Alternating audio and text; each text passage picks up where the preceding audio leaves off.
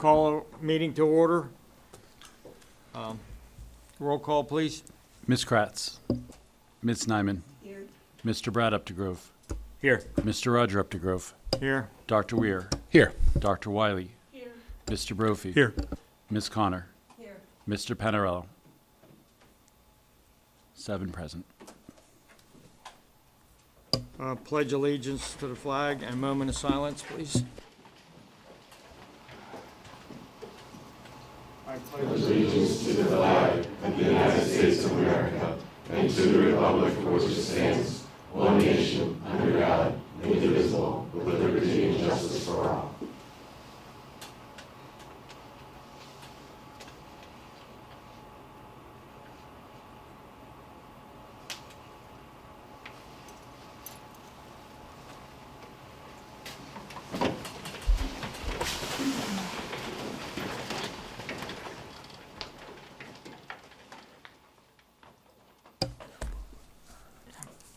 We had an executive session was held for a half an hour for the purpose of the annual school safety and security coordinator report.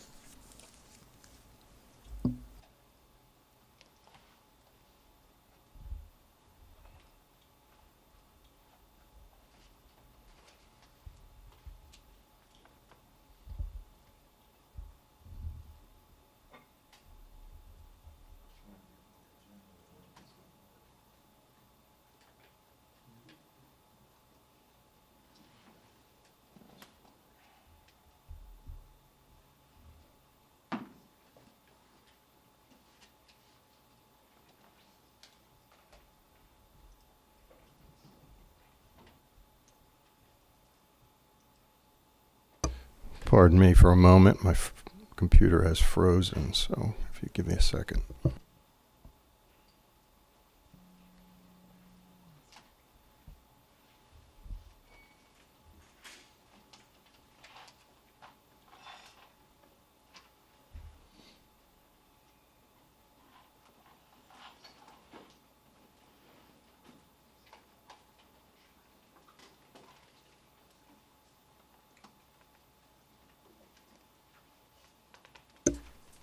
Well, Dr. David Heiser works on his computer. I just wanted to confirm, Mr. Panarello, are you on the, no?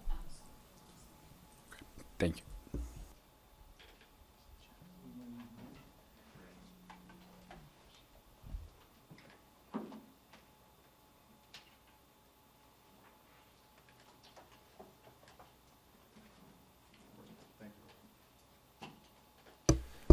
Okay, takes us down to item 4, our discussion and information section for this evening. And we have a number of items that we would like to review with the board this evening. And we're going to begin with the Washington Elementary School Universal Play, the Phase 1.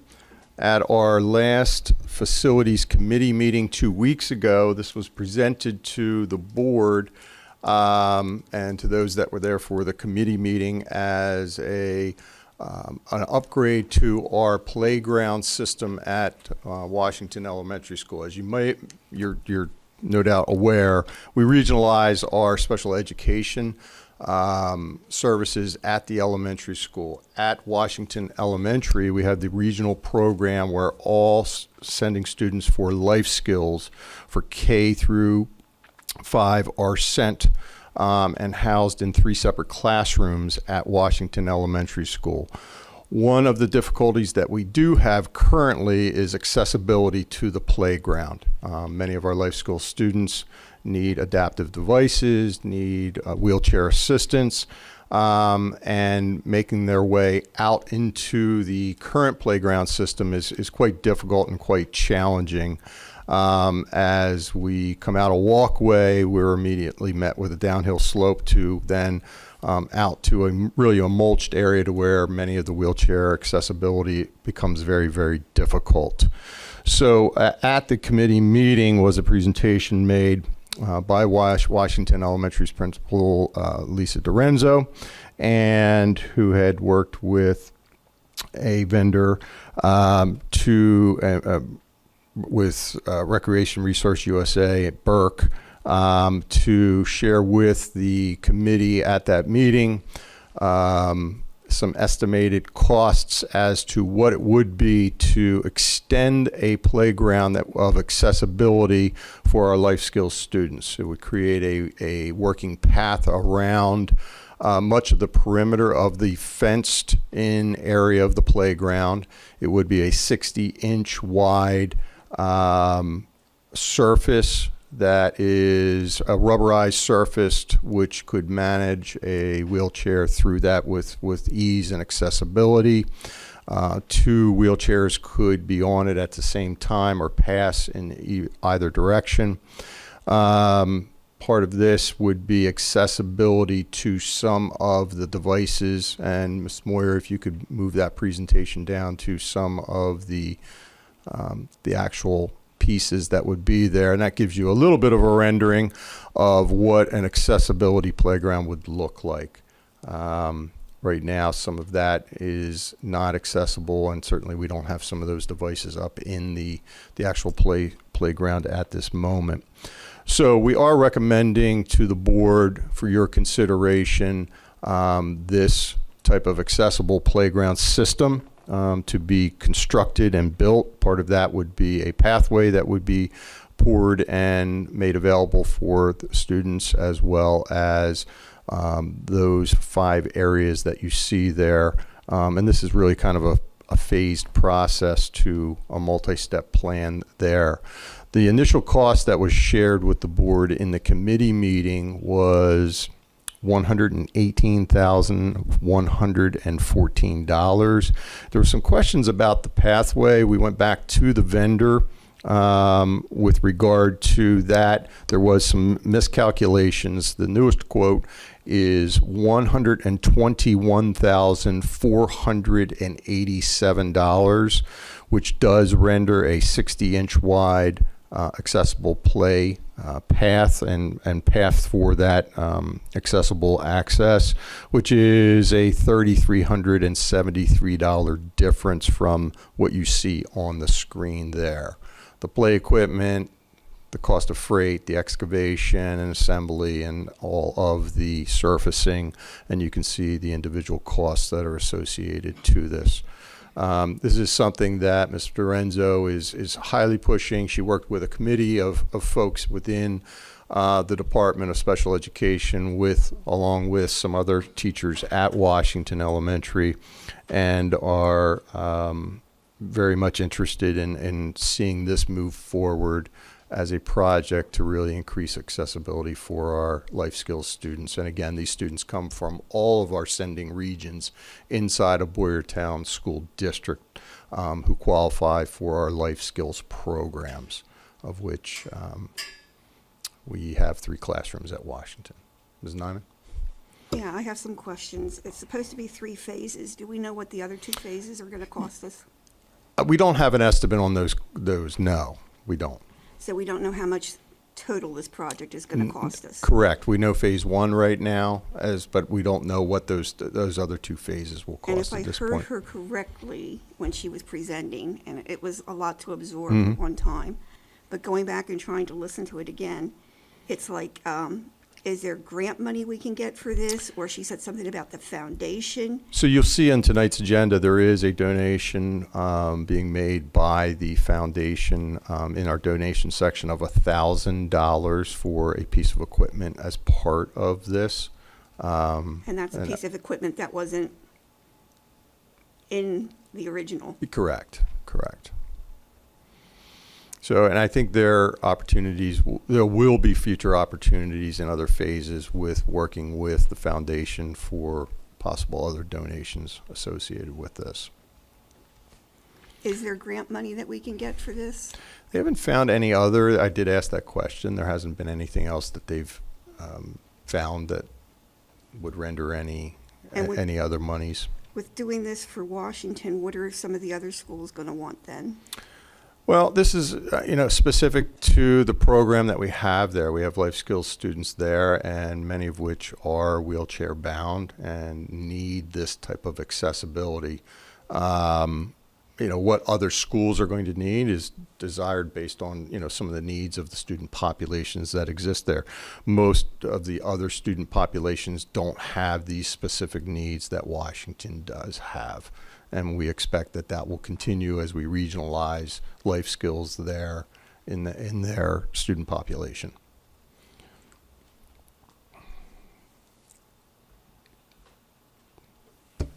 Dr. David Heiser, do we know what the additional pieces of equipment, what they are? Are you for talking about two phase 2 and phase 3? They haven't identified that, but they're looking beyond a path that would kind of go around each of the other pieces. So I think you can understand from some of the types of pieces they have there what other things may be. There may be some additional swing areas for them that will allow a little bit more access. That is one of the culminating pieces to this project itself. Voting for phase 1 does not commit us to phase 2 or 3, though. Right? It does not. And actually, we would really like to get some feedback if this were to move forward as a plan, really analyze and see what their thoughts are in relation to some of these, and if these pieces are really working as the desired pieces that they would want to continue to use there, and so forth. So, Do we know any other life skills schools that have this equipment? I can't answer that question for you. I didn't ask that question of Mrs. Dorenzo if they studied other schools. They brought this committee together based on the population of students that we have there to really make their decisions based on the students that we have and that they foresee that will be working through the program at the elementary level. I would assume these, if we were to see any of these other access pieces, we would probably see similar pieces in other playgrounds of accessibility for life skills. I would like to find out if there's any other schools in the area that have any of these pieces. Okay, I will ask Mrs. I mean, Dorenzo. 'cause that's a significant amount of money to be putting out. I mean, I'm all for it, but if it doesn't work or it doesn't help them, I'll find out. and do we know how many wheelchair-bound students there are back there? I don't have the total number. It's a significant amount. About how many? I think wasn't it 6? We have at least 6? Mike, do you have any idea? Kaylin, do we have that? 5.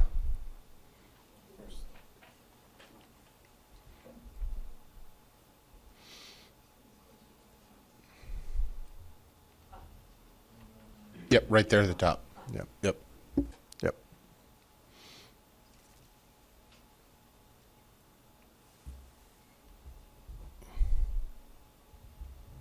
All right, I'll try to get you some answers on other schools that may have this. Mrs. Nyman, I'll see what Mrs. Dorenzo can come up with. Any other questions that the board may have or information that you would want gathered? Real quick.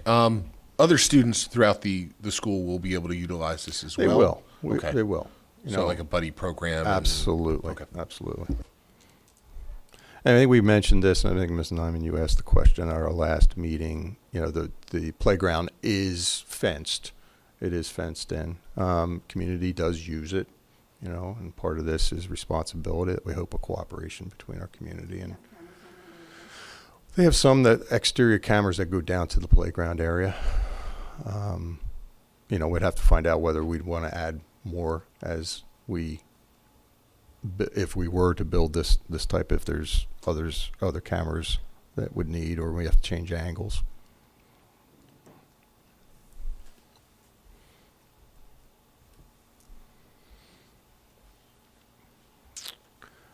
Okay.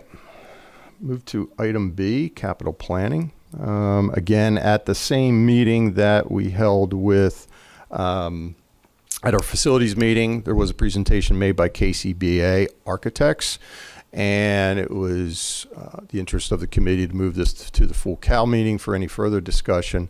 And we had brought KCBA forward to discuss the possibilities of district-wide assistance with our capital planning and moving forward in our next 10-year plan to help develop some of the thoughts around how we layer in an evaluation of all of our buildings, but most especially a focus on our elementaries.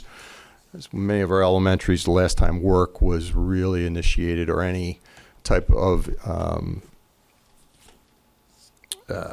work at those buildings, was probably about 35 years ago for most of our elementary.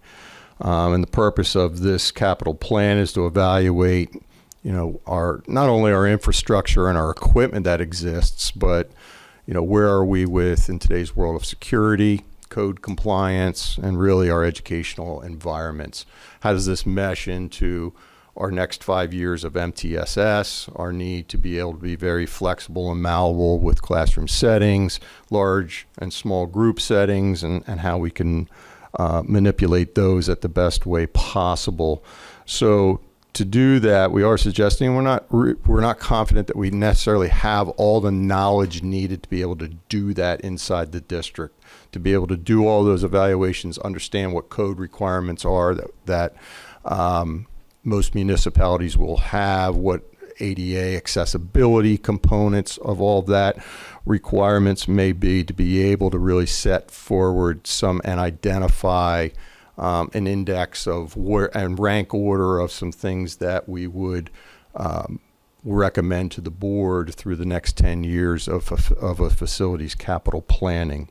And we believe bringing forward KCBA and their work with history with the school and the school district itself, their evaluation of buildings, and to be able to work and conduct a comprehensive study with us, and hopefully lay out a very positive capital plan that then we can take a look at layering on top of a 10-year fiscal plan to be able to identify the needs fiscally as well.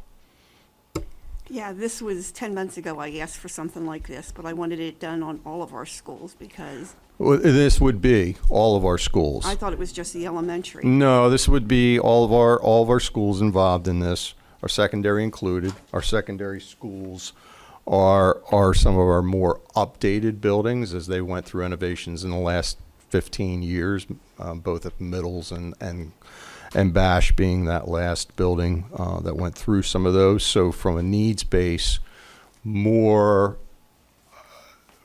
focus would probably be on the elementary, but that wouldn't exclude the secondary buildings. I mean, I think this is something we should have did before we did the turf, before we did anything about all-day kindergarten, because we don't know what our buildings are like. Well, I think we do know what our buildings are like, and I think our staff has a really good idea of what our buildings are like, and what some of their inclusion in this and their voice in this is a pretty powerful piece to it from an educational standpoint. Or the outside experience and expertise on a code compliance, on a security compliance, on an ADA accessibility compliance really come from professionals that are in those fields that we believe could help with regard to that, so that we can set forward a plan of some certain things. We can certainly, and we already have identified, the district's done a great job with roof replacements, and we can go back and understand where our mechanical systems are. But beyond that, we struggle with many of those things that professionals can provide us and then present back to us for us to really sit down and rank order. How does that fit into the needs? Which comes first? Does safety come before an educational setting, or vice versa when it comes to some of the things that we're going to have to evaluate? Many of our fire alarm systems, while working, are very much outdated. It's not that any of our buildings are less safe or aren't clean or organized. It's, do they meet the needs of where we are in today's educational landscape, and how are they best served, and what types of things we should be considering? So I'm recommending to the board that we bring forward, and you can see their contract is a contract of just over $18,000 for that evaluation, expecting that would probably take about a 3 to 4 month process, with meetings here in the district, with administration, coming back in the fall with staff at buildings, with evaluations of the comprehensive evaluation of the buildings themselves, and, coming back with a set of thoughts and ideas in rank order as to where our capital planning should go starting in 27, 28. So I would ask the board to consider this over the next couple of weeks. If you have further questions, or if something, you have something that I need to get back to KCBA about, I can certainly do that over the next couple of weeks. And looking at the contract, it keeps saying the 6 elementaries. It doesn't say anything about middle schools or the high school. Yeah, we've discussed with them thoroughness, and I think there is something in that contract about secondary as well. But the base services always just says the 6 elementaries. Well, I will talk KCBA about that. We did talk about an emphasis with elementaries, but not to exclude our secondaries.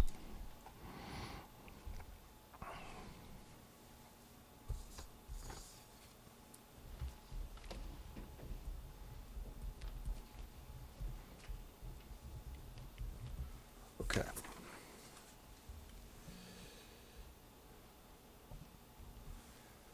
All right, that takes us to item C, our 2026-2027 food service budget. I'm going to turn things over to Mr. Lentz to share some updates with regard to it. Sure. So the food service budget is outside of our general fund budget. It's funded entirely off of meal prices and revenue generated by the program, which supports the associated staffing costs, food costs. The budget for next year does not require an increase to lunch prices, so those would remain consistent with this year. There is a proposed 25-cent increase to a la carte prices within that program. To give you some background on the food service program, we have 67 employees and serve all of our schools, including pre-K counts. And when we look at the breakdown for revenue, the largest revenue sources that we receive are the revenue that's generated from student meal sales, a la carte sales, and then we get reimbursements from the state and federal for food service. On the expenditure piece for food service, the largest driving costs that we're maneuvering, very similar to other costs in the greater economic marketplace, food and supply costs are up. Those are projected to be increasing in next year's budget. Also, the division of salary and benefits is a driving cost within the budget. But we've been able to work within the confines and develop a budget that is balanced for food service and continues the same price of food for students as we have in place for this year.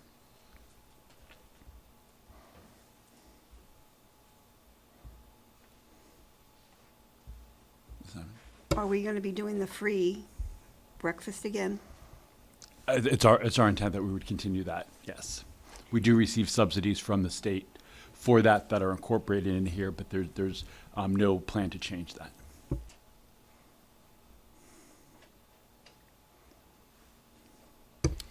Okay, under item D, E, and F, and G, I'm going to have Mr. Lentz, you're going to continue down the line there. Okay. So as we discussed at Finance Committee, we're at the end of our 25-26 fiscal year. That year undergoes audit. We have to make various adjustments. So letter D is to authorize us to make those adjustments aligned to our accounting standards, then bring back to the board the audit as we did this year for review, and then include in there a review of the board of our actual fund transfers for the year to technology, capital projects, and debt would be the anticipated funds that we would transfer any surplus to.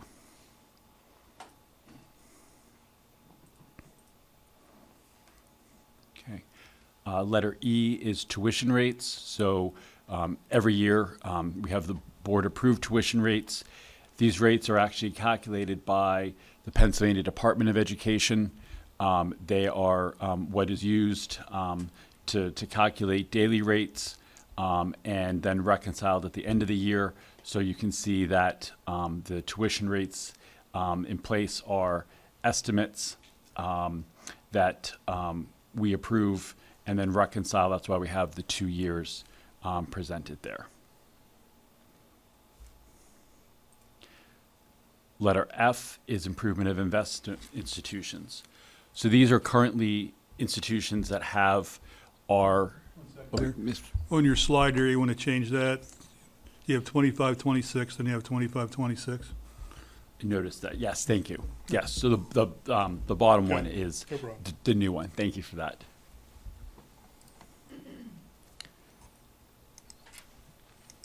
Letter F, so these are our current depositories. Some of these are what I would term legacy, that we had funds in them and we still have a small balance of funds. But as we've talked about leveraging the current interest rate market, these institutions get approved annually and are what we reach out to with cash vests on a competitive pricing to secure short and long-term investments for the district.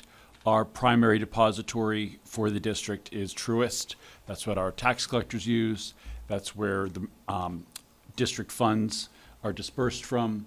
But again, based upon the market, we can often get different interest rates from banks that have an interest or a position that they can offer increased interest earnings during the year.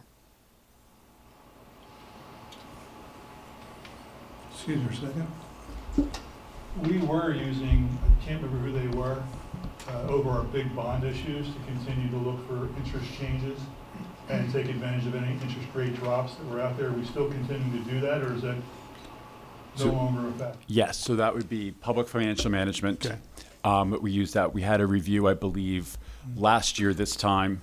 The market hasn't changed with the drop in rates, but yes, we continue to have them, and you have public financial management engaged that at the point that there would be a change in the interest rate environment, we'd bring back that proposal to the board to authorize any change with a refunding or anything for those funds. I think we set the floor at that 800,000. Is that still the same? Or is it- That rings in my mind as well.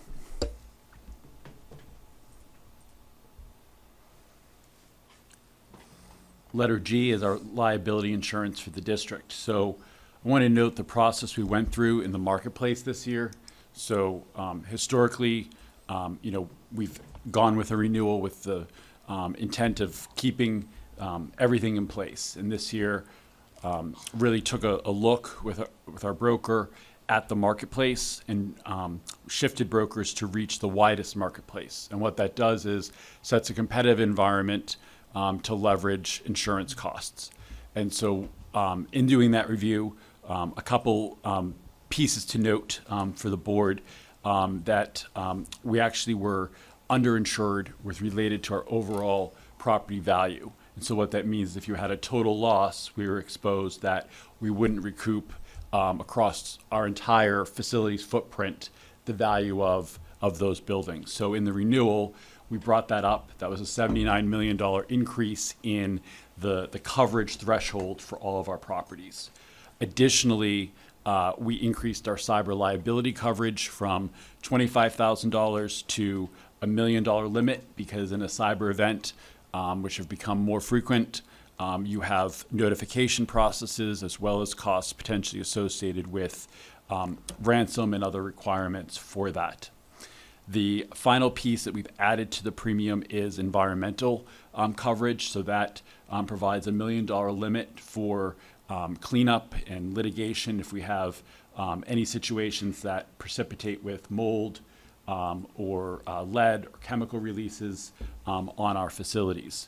And so when we look at the overall cost for insurance for next year, we're actually at a decrease with the addition of the additional limit on our property, the increase in cyber liability to $1 million, and the environmental liability. So we saw a 1.2% reduction in costs. Also, we were able to leverage that all of the current policies in place that we have will remain the same. So we're not jumping. And that's important because very often in the marketplace, to get the business, there could be a reduced cost, and then in a subsequent year, it increased for us. Had we not added the various coverage components, including the liability, it actually would have been a 3% reduction for the district. I understand teacher costs. On the building, I understand teaser costs. So on the building, is that full replacement cost, 80% replacement cost, or a set dollar? On the building as a whole, it's a full replacement cost. So what would have happened if you're underinsured, they would have prorated it from what the fully value of. You would have only gotten a percentage of that in the event of a total loss. We do maintain deductibles as part of that, but yes, you're fully covered for a complete loss across the property. So that's a change. Does that take into account the real estate costs are down, or is that not affected whatsoever? So it looks at replacement costs. Just replacement. It looks at replacement costs also, also within that coverage. So if you had a total loss of a building, there's also riders in there for building a new building. You'd have new codes you'd have to meet. Those wouldn't have been part of that previously. That's also included in this comprehensive coverage in the event of a loss. And contents. Yep. Okay, good, thank you.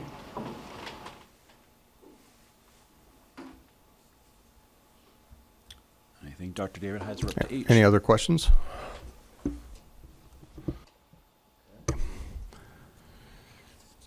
That takes us down to item H and item I, and I'm going to turn things over to Mr. Stout to share with the board those recommended agreements. Thank you, Dr. David Heiser. The Memorandum of Understanding for our BASD Virtual has been in place. Hate to reflect back to the COVID years, but during the year that we had to close our schools, we were still continuing to use Berks Online Learning at that particular time, which had a pretty extensive cost with it. That was facilitated by Berks County Intermediate Unit. So basically overnight, we had to evolve into a virtual platform. And as time progressed, we have been able to build our own capacity within our teachers' capacity of what they do with the additional cost that goes along with supporting kids virtually. So what you see in front of you tonight is the memorandum of understanding that has taken place. It's been consistent over the past 2 years with the cost structures that go along with the ranges. There's 5 different ranges that are in the MOU: 1 to 8 students, 9 to 16 students, 17 to 24 students, 25 to 32 students, and 33 to 40 students, and the range that a teacher would be able to make for supporting those kids virtually at that time. So we're asking for approval to move forward with a memorandum of understanding. Just to give you some numbers that go along with our virtual platform, our teachers last year taught 99 total courses, which is a high amount for students that were in our academy. There were 40 teachers actually in that structured teaching. It was a total cost with the stipends involved of $126,430.21. We actually utilize a curricular platform called Accelerate that we've utilized over these years, which has a cost with that for $105,607 for a total of $232,037.21 is what it costs us from the Boyertown Area School District to run our virtual platform. So you might say, okay, well, what does that mean for our cost for average per student? So basically for each one of our students, which by the way, we have approximately 149 students in this past year that were virtually supported here in Boyertown Area School District, that comprised of 76 full-time students, 73 part-time students. So if you average that out with a little over a $200,000 cost at 149 students, it's about $1,557 cost per student. If you look at what we lose to outside cyber institutions, a cost per student for a student who is regular education is about $14,500. And if a student has an IEP, it costs us approximately we lose approximately $27,400 per student. So if you look at what we charge, or what I should say, what it costs us to actually run our platform, it is extensively cheaper for us to be able to do that, and it's also supported by our Boyertown teachers. So we'll be asking for approval for the MOU at the next meeting. You said of IEPs. Does it matter what the IEP is, or it's regardless of what the IEP is? Because From some the- people might not have, The outside cyber cost? yeah. It all depends. It all depends on the outside cyber institution of whether or not they would be able to support the students. So there's probably no blanket answer in that, and some cyber institutions might actually promote the fact that they can support students with different special needs, and some might not be able to do that. So when we ask for the average cost, that's the average cost for a student with an IEP. So there's probably a higher cost for some and a lower cost for others. Mike, how many students we have in the outside cyber? I predicted you were going to ask that question, or someone was going to ask that question. So last year we had 317 students enrolled in outside cyber institutions, which, by the way, is the highest that we've had. It's increasingly growing each particular year. I had shared with Dr. David Heiser, we actually, to look at overall, I think it's interesting to note that we have 398 students within our district that are supported via homeschool. We have the 317 students that are outside cyber institutions, like I shared with you, Mr. Brophy. And then we also have 561 students that are in non-pub schools. So it's a total of 1,276 students that are actually being supported outside the walls of Boyertown in some capacity. Okay, so you're following the legislation too about the cyber charters and cost caps and everything else, so. We are, and actually, Mr. Brophy, it's going to be an interesting scenario, because about midstream this year, there is a new rule that is in place for students that are habitually truant for 6 or more days. So if Mike is a habitually truant student, and I want to leave the Boyertown Area School District to go to an outside cyber, technically the outside cyber should not be accepting them. So we are right now, we have a couple cases that we're fighting, and we're keeping them on our rolls because we are legally bound to maintain them because they don't meet the requirements. Ultimately, the new legislation is asking the courts to make a decision with the local magistrates to make sure whether or not the judge will allow said student to go to the outside cyber. So it'll be interesting to see as we progress forward with that law in place to start next year, what that might look like over time. Okay, thank you. Do we revisit this MOU every year to reevaluate it? We do. Okay. Yep. Like I said, the ranges that are in there for our teachers were the same ranges from last year. Previous years, we had they received a little bit less per student, but we increased that a little bit last year. So this MOU is identical to last MOU. And the teachers that are performing these tasks for the virtual, do they teach other courses during the day, or is this their primary? No, they do. We don't, with the amount of teachers that we have and what their instructional responsibilities are, it was almost impossible to add this into their day, because that's where we wanted to go with it. And just to give you some calculations, I took the lowest range, $3,675 that's for students that are 1 to 8 students. At 180 school days, that's $20.41 per day that they get given to do that. And the high end is $5,775 per year. 180 days is $32 per day. So if you put it in perspective, the amount of work and the success kids are having in that platform has been very successful. Thank you. Just checking your numbers. You said 317 students in the outside cyber. Well, let me get back to that, my information. 317 students are being supported by outside cyber institutions, correct? 393 for homeschool. 398 are our Okay. homeschool population, correct? That's where I was off. Yep. Thank you. And 561, just to clarify, non-pubs. That's why I came up. Any other questions? Oh, Dr. Wiley. The teachers who are teaching these classes, they're doing it after school hours? Correct.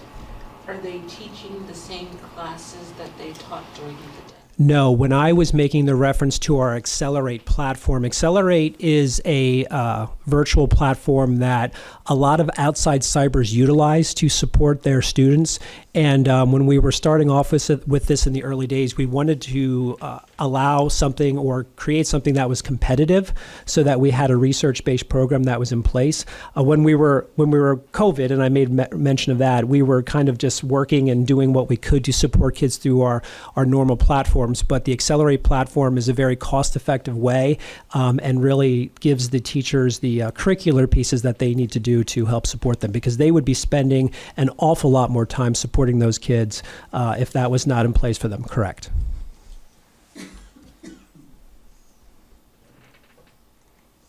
Any other questions? Thank you, Mr. Stout. I think you will move right into item I for you as well. Okay.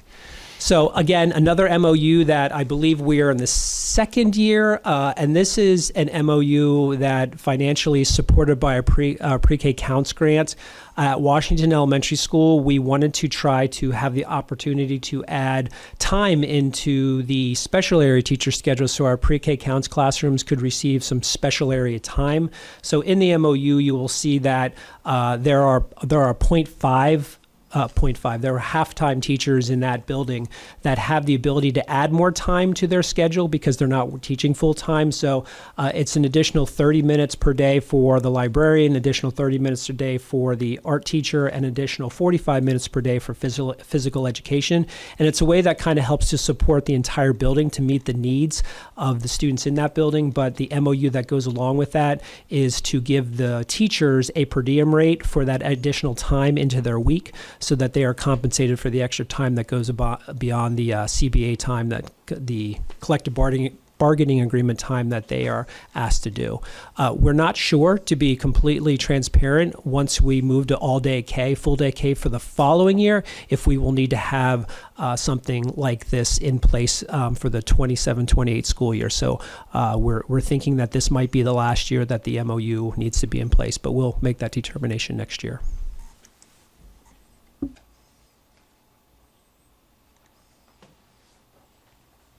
Any questions? Yeah, one quick one. Is this charged against the school budget or against the federal program?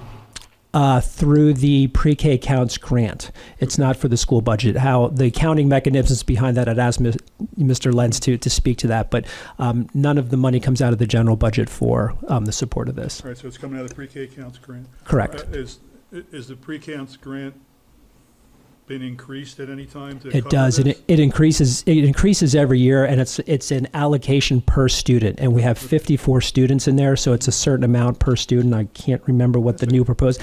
And by the way, it's a little complex because until the state grant is approved, the actual amount that's allocated per student isn't approved until then. But typically, it's been an increase. Okay, Correct. Mm-hmm.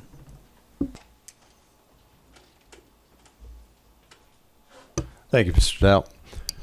I invite to the podium Mrs. Bartman just to review annual agreements through the Special Education Department, if the board has any questions with anything. Good evening. There are various contracts for your approval. You can see there are some for the students that are placed outside of the district. There are some contracts for related service providers, and then there are also is a contract for a transportation company that we do utilize if needed. Do you have any questions about any specific contracts that are outlined?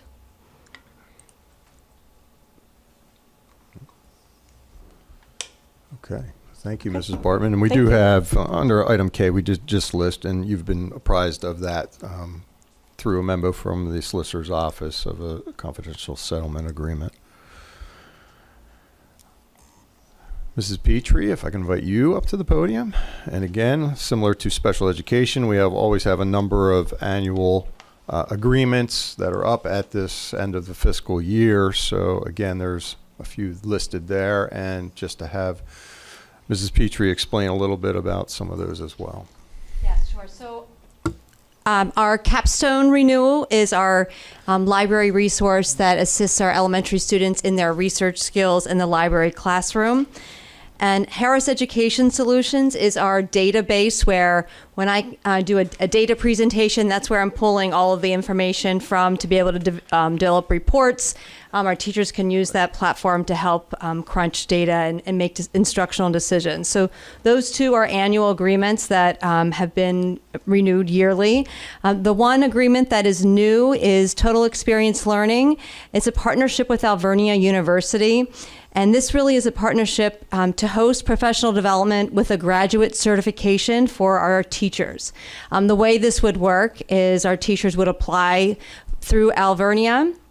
They would attend graduate work. It would be hosted here in one of our buildings after school hours and run like a typical graduate course. So our teachers would follow our standard course approval process, our tuition reimbursement process, but it really is a great opportunity to partner and support the instructional practices that we have been really focused on, that solid tier 1 instruction. So providing an opportunity for our teachers to have some graduate work tied to our big picture and our overall goals. In order to run that program, we need at least 15 teachers committed to the program. We currently have 17 with some other people kind of in the waiting, just to make sure that's something that we can start in the fall. And that cohort would run through this coming school year and end next summer. So it is really, I actually personally went through the program, a really great program to really enhance our instruction and engagement for our students. So those are the three Office of Teaching and Learning agreements. Any questions? Just have one. On the TLE, Yes. is there an additional cost besides the tuition cost that we're paying to Alvernia? No, so actually our costs to that really are only the tuition reimbursement as far as agreed upon in our collective bargaining agreement. Okay. There's no cost associated with our partnership with them housing here. We wouldn't charge them the rental fees that we would typically in an outside organization using our facilities, because we are partnering with them to support our teachers' professional learning. Does that make sense? Yeah, I see what they have to gain by that, but what are we gaining by that, by having it here, just so we don't have to go to the school? Or what are the actual gains to the teachers to having it on here rather than going to Alvernia? So I think the other piece of it is the opportunity for collaboration to occur across the district, and also that vertical collaboration. So the teachers that would be involved aren't necessarily like one grade level. So it allows those opportunities to enhance those experiences for students across the district. And, you know, if you take a graduate course and you go somewhere, you're collaborating with just people, not necessarily people within the school district. So this really allows us to make instructional shifts across the district. Yeah, I agree, but sometimes outside opinions help, so. Sure. So Yeah. I understand where you're going, so, okay, thank you. Yeah, you're welcome.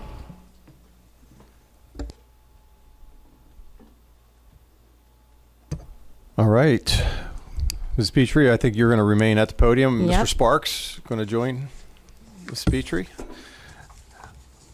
Under item N, both Mr. Sparks, BASH Principal, and Mrs. Petrie, our Director of OTL, just share a little bit about the BASH Targeted School Improvement TSI plan. Yep. So our Targeted School Improvement Plan, we want to share with you the process that we've gone through. So really our goals tonight is to talk about what is the TSI designation, talk about some of the data that we reviewed related to our strengths and challenges, identified priorities, goals, action steps, and professional development that was developed within this plan. So understanding what TSI designation is, if you click on that link that's in your presentation, that does take you to the state website to explain all the different designations. So there are 3 separate designations that a school may be qualify for support. There's a comprehensive support, additional target support, and then targeted support and improvement, which is titled TSI, which is what we have been designated for at BASH. So to explain a little bit more about this designation, this is part of the Every Student Succeeds Act, and which is requires the state to identify schools that may need some additional support in demonstrating annual meaningful progress. So when a school or a specific student subgroup does not meet established growth expectations, it may be designated for targeted support by the Pennsylvania Department of Education. So along with 374 other school districts across the state, the senior high was identified as a targeted school improvement for specifically students with disabilities because of the performance below state established benchmarks. I do want to note that this is a yearly plan, so the goals set are measured in 1 year. The other plans mentioned cross multiple year spans, and we were designated as a targeted school improvement plan last year. The challenging part is that we haven't completed the full year to be able to see whether the changes that occurred this past year really have made the impact that we anticipated. But we, again, crunched the data and really looked at what are our needs. So our team reviewed our subgroup data and collaboratively identified our strengths and achievement, but also looked at some of our needs. So our plan that we put together will reflect on the progress from this current school year and also some things that we look to implement during the 26-27 school year. This submission to the state is actually not due until September 2nd, but the timeliness of being able to be together as an organization here as the school board, and also having members of our team be able to meet during the school year and really look at our data, we felt it was important to complete this plan before that September 2nd due date. Yeah, one other thing to add on is that the data that's utilized for the designation of TSI is from the 24-25 school year, which means all the changes and implementations and improvements that we put in place for our current school year, the 25-26 school year, we don't know the final results of the effectiveness of them yet because we haven't received our Keystone data yet. So we put a lot of these improvements in place for our previous school year. Now we have to kind of wait until we get the data back to see what changes they have made. Our goal with TSI, obviously, is for every school year is to continue to improve. So what we'll do is we'll identify these subgroups, share with you tonight the information that we reviewed as our 2 collaborative meetings with stakeholders, and then kind of incorporate what our plans are for the upcoming 26-27 school year. When do you expect that data for the Keystone? It's usually, I think, closer to August, right? Yeah, we usually get our Keystone results at some point over the summer. The state did notify districts that the science data is going to be delayed a little bit because of some new exemplars that they were, looking at. So we do anticipate getting our Keystone data in the July-August timeframe. Which kind of leads to the series of the timeline that's needed. You're designated from last year. You have to build a plan this year, not knowing the results of what you put in place yet, and the plan's due in September. So we have a direction we're heading, but we don't have all the information. Okay, I applaud that you're trying to get off of this list. That would be my goal. Yep. Do you, I guess you probably have this, and I probably haven't asked it before. You have a set of goals that you're moving to and how you're moving toward them, and you're doing your own progress report against those, and then doing a look back to see what you didn't do right or you need to change or you need to improve on. I suppose you do have that plan. I don't remember if I've seen it. Maybe I have and just don't realize it. We are actually going to go through that tonight, what our plan is that we put in place. So part of our reflection with our team this year really was looking at what were the pieces that were put in place that we don't have those answers to whether they made an impact yet, but we really reflected on what pieces were going well and what other were some needs that we had in order to make that more robust in our support. I like that, but what was the process you're using to relook at it? Like, how are you going back and saying, we looked at this and this didn't meet where we wanted to? I understand you're coming, you're trying to show us your output tonight of where you see we have to get better and these are the ways we're going to do it. And once again, I appreciate that. But what kind of process do you use to get there? Yeah, I mean, that's also important. Yeah, that's a great question. So what we do is, in the beginning of August, we have our department leadership team meet with OTL and other members to create our action plan for the year, where we're using data from the previous school years to figure out what was successful, what was not successful. It's not just academic testing scores, it's also looking at other building data, and then trying to take what worked and continue to improve, and then identify, like you said, those areas, and then create goals to meet the needs in those areas. We then go through them trimesterally throughout the school year to track our progress, and then try to evaluate what we can do different throughout the school year, but then also what major changes we need to put into place for the following school year. Okay, so you have a plethora of criteria. Do you go back and actually look at how you've done it and what, do you grade yourselves on how well you've moved forward and how to make changes on yourselves to make that better? Yeah. So I would say, as we look at, yep, yeah. So those checks and balances to make sure the work is making the impact that we want to see. So as we look at our student data throughout the school year, we've talked about different forms of assessment that we use to check student progress. So those are pieces that we use to kind of measure the academic piece, but also input from staff on whether their even opinions or perceptions of what's working and what do we need to tweak. So those meetings, and some of that's kind of built into what we're going to show. So if after I go through that, they have more follow-up questions, I can clarify a little bit more. So we do have those checks kind of built in a quarterly phase so that we know that we're moving in the direction that we want to get to. So thinking in addition to, there's a lot of connections to our comprehensive plan. So if you remember, back in March, I believe it was, February, March, I had shared our district comprehensive plan and looked at some trends that we noticed needed some additional focus and support. And I just wanted to highlight in these areas, students with an IEP came out as a need, not just at the high school, but across the district as far as an area that we really want to hone our focus. So there are a lot of parallels in our work with our comprehensive plan and how that will also support the TSI plan at BASH. So we are looking not just at BASH, but also looking holistically of how do we support that growth and that progression for students from that K to 12 education. So looking at all the supports that we put in place, they're not in isolation, they're often connected. Okay, so you're looking at the continuous quality improvement cycle. That's good. Thank you. Yes, yep. So I just want to highlight the strengths that we noted. So one of the action steps that we did as a team was we looked at our data and we pulled out what are some trends and strengths that we saw. We did see that our CDT, which is the classroom diagnostic test, did show growth in our measures in our 9th and 10th grade literacy courses, which was a positive that we pulled out. Our reading for meanings, and we dug deeper into those assessments and looked at specific categories. Reading for meaning in both fiction and nonfiction showed our strongest number of students who were prepared for the literature keystone. Students who took the Algebra 1 Firefly assessment, which is another state-derived assessment to help districts keep a finger on the pulse of progress of students before the big assessments at the end of the school year, showed the most growth in operations and linear equations.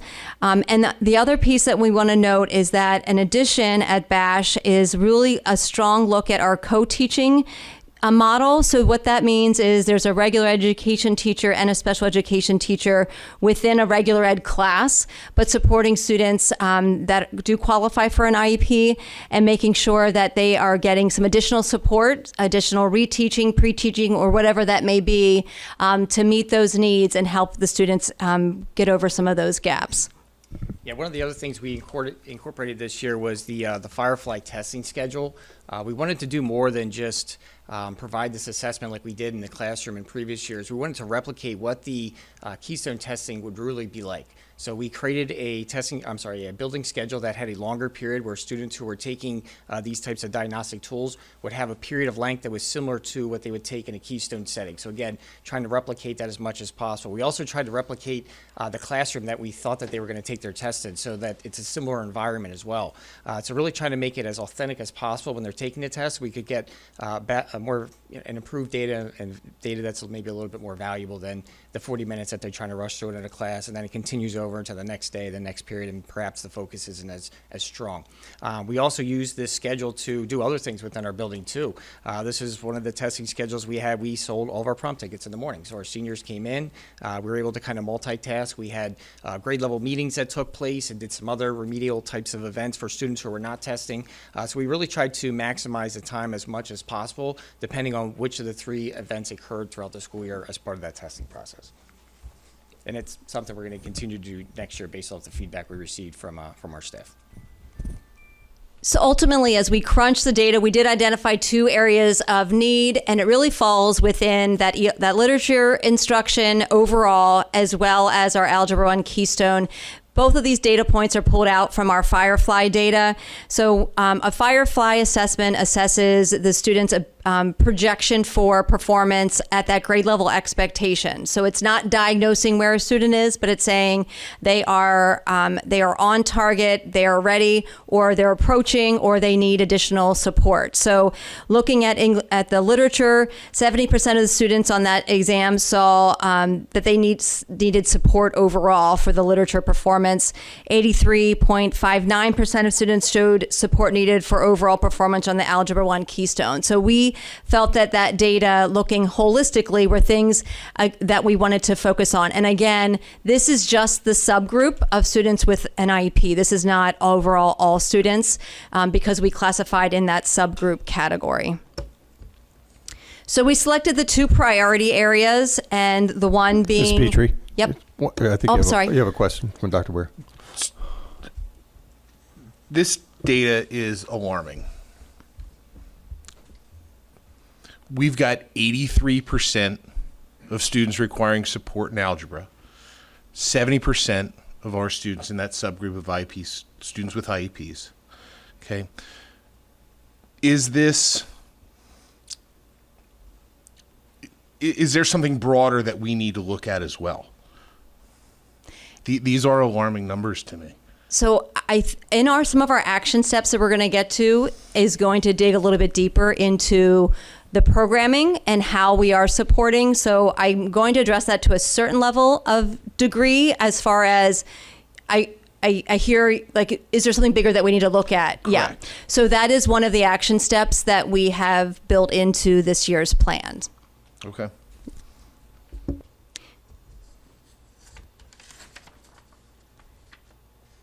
So priority area 1 is, again, that prioritize co-teaching in ELA 10, and we are going to expand that into 9th grade. So just to give a little point of context, in 10th grade is what they call the trigger course for the Keystone Literature exam. So that means when you're in 10th grade, you take that assessment that will measure that growth indicator. So we had prioritized ELA 10 having that support this current school year. Next year, we're looking to add that additional support in ELA 9, so that it's 2 years of level of support for students that would need that additional support in that environment. These schedules would be aligned to provide common planning, so the teachers also have time to look at how they're planning and supporting students, specifically looking at data and various things to be able to provide that support. We are also building in professional learning for those teachers to make that the best environment for students to be able to show the increase in their performance, and really looking at growth too. So those indicators of whether there is proficiency or not is also looking at, are they growing from one year to the next? So that's an important piece of data that we want to take a look at. Did you want to add something? You don't mind? Yep. No, go ahead. The other aspect is we're trying to utilize our professional learning communities within our building to pair co-teaching models together, so that one group of co-teachers can see what another group of co-teachers are doing, to have a shared vision in terms of what not just the expectations are, but also the areas for professional growth within that observation and that peer observation process. So I think between those different factors, we'll have a better, more intentional pairing and professional development for our staff as we approach the upcoming school year. Another programming piece that we want to make sure that we're addressing is our direct instruction classes. So an ELA direct instruction course is an ELA course that is designated for students with an IEP, and really targeted towards IEP goals. So this process of looking at that programming may require us to take a look at some different resources and materials, and really some additional training for those teachers to make sure that we are meeting the needs of the students as best we can within that ELA environment. Any questions about that priority area 1? So as we look at the measurable goal for that area then, our goal by the end of the 26-27 school year would be for ELA 9 and ELA 10 co-teaching teams will implement aligned co-teaching practices supported by dedicated common planning times and targeted professional learning to strengthen the Tier 1 instruction and student support. Success will be measured through evidence of consistent co-planning, implementation of effective co-teaching and strategies during classroom observations, and improved student performance and engagement data in co-taught ELA courses. So those is an overarching view of how we'll measure that. What will that look like over the course of the school year? So each quarter, these are the benchmarks that we've established to make sure that we are moving along, to make sure that that target is met by the end of the school year. So starting with looking at those schedules and making sure they're aligned so the teachers can have that common planning time and establish those solid routines and expectations, and then also start to collect some of that baseline data of where the students are to start the school year so we can make sure we're building in those supports over the course of the year. By the end of the year, then, looking at those trends, that then we would be able to demonstrate those consistent co-teaching practices and implementation, and we would review all of that data at the end of the year over the course of the year. So the responsible parties for that will be building administration, and also along with my office to thinking about what do those observation pieces look like? What are we looking for when we walk into the classrooms to make sure that those practices are developed and consistent across the year? And that's something that we took into consideration when we started creating schedules in early February as part of the scheduling process, was to make sure that the co-teachers, both the reg ed and special ed, had schedules that were aligned so that they did have common preps for planning and reflecting on their instruction as well.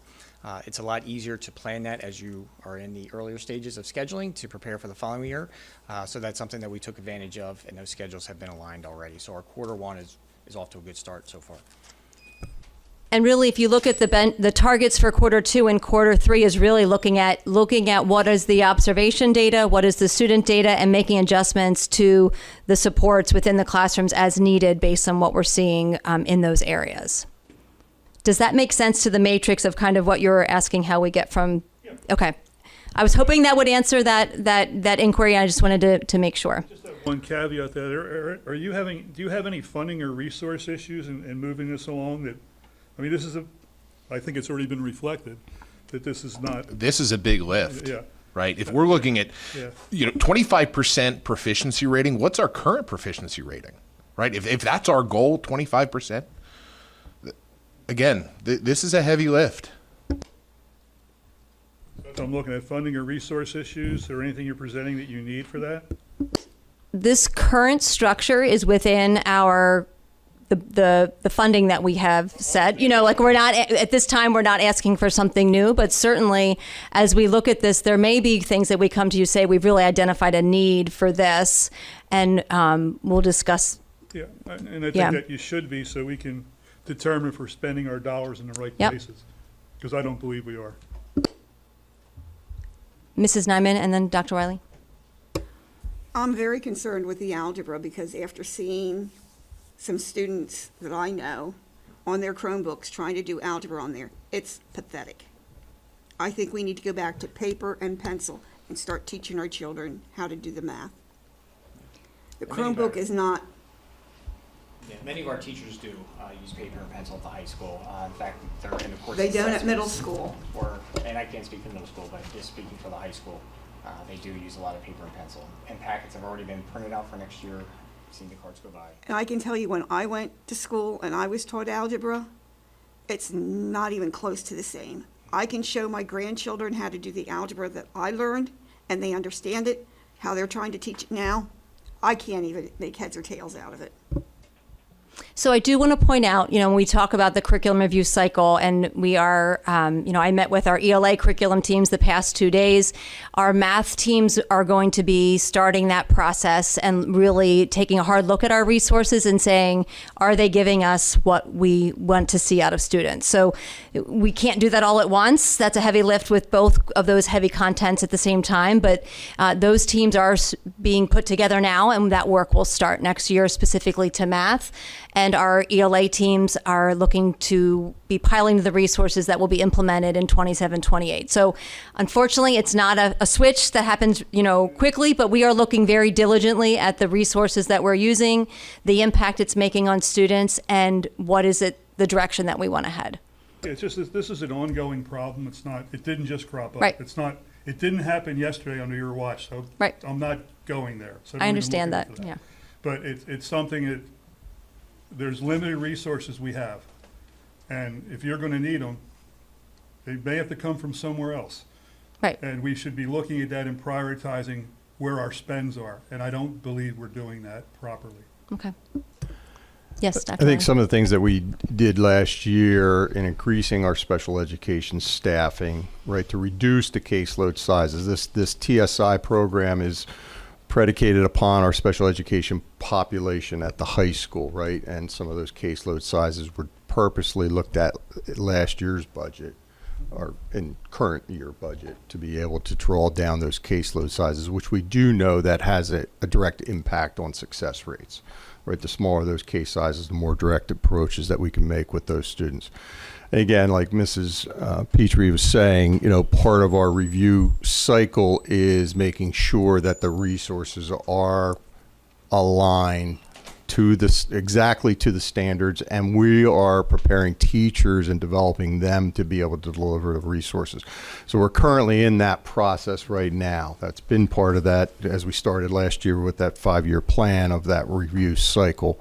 So these are targeted things that we are trying in a targeted school improvement to add to those. So yes, the numbers are down with that subgroup of student, and our job is to make annual progress with regard to those individuals, and that's what this plan hopes to do.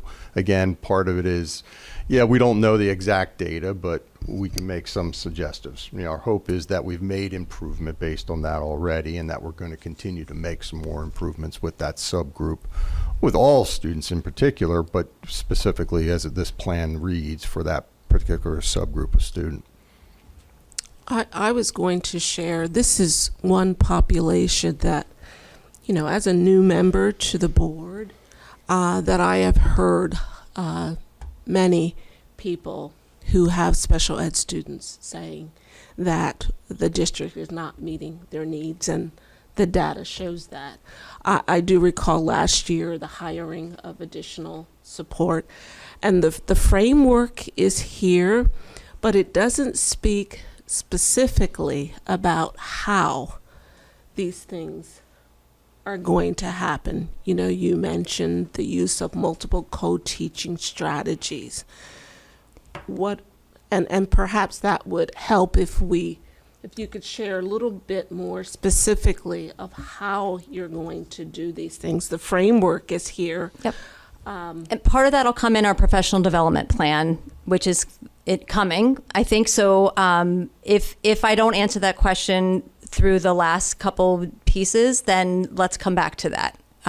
So these are the targets that we've identified, and there really is a robust professional development plan, because you can't just say, go do co-teaching well without that support. So we are really looking at tailoring our professional learning for the teachers that are specifically in that co-teaching environment to learn what are those research-based strategies, what are those things that should be happening within that co-teaching environment to make sure that we're meeting those students' needs. So that is definitely, that's coming up in a couple slides as far as that support and what does that look like, and then how do we make that come to fruition then within the classroom to see the impact with students. The second piece to the ELA goal is really that direct instruction program.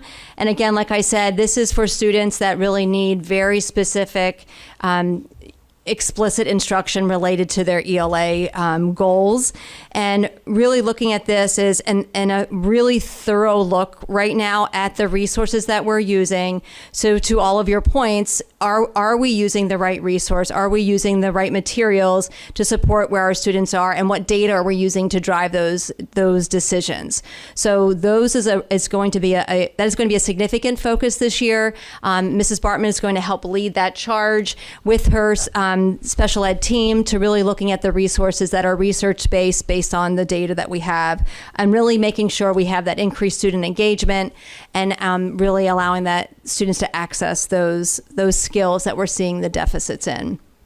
So similar plan as far as that direct instruction to our co-teaching. It's really then taking a closer look at that direct instruction course, the materials, looking at strengths and areas of need within that program, and then gathering feedback from teachers, using that student data throughout the year to guide some of our decisions. Again, in those middle quarters, we're really looking at what are we seeing, and then what additional supports do the teachers need in order to be able to implement that well and to be able to provide the supports necessary. Continuing to monitor that student growth so that then at the end of next school year, really having some very targeted recommendations of these are some adjustments we want to make to the direct instruction course. So those responsible parties then fall under the building administration and then also the special education department, because that's very much more specific to students with IEPs that are not in the regular education environment. It's a direct instruction class. Any questions about those targets? So like I said, our second priority area is that Algebra 1. And I do want to point out with algebra, many of our students do take the Keystone in Algebra in middle school. So our students at the high school that are taking an Algebra 1 course, it's not their strength. So it is a struggle. And so really creating that environment to help them be successful. The data sometimes when you look at algebra data at the high school, it doesn't look great because most of our students take that test in their middle school years. So when you look at our middle school algebra results, you will see a lot of it proficient and advanced. The percentages are significantly higher because of the trajectory of their coursework that they've had. So students in the Algebra 1A and 1B class at the high school, it's not been a strength for them. So really looking at how do we support their needs to help them be successful, help them see the growth. But this is not looking at we're not even able to give you data on what do the other, students in Algebra 1A, like it's not a holistic picture. It's kind of a weird comparison. So I just wanted to point that out, and which may skew that data when you look at that percentage that being so high. It's also not really looking at all of the students taking that assessment at the same time.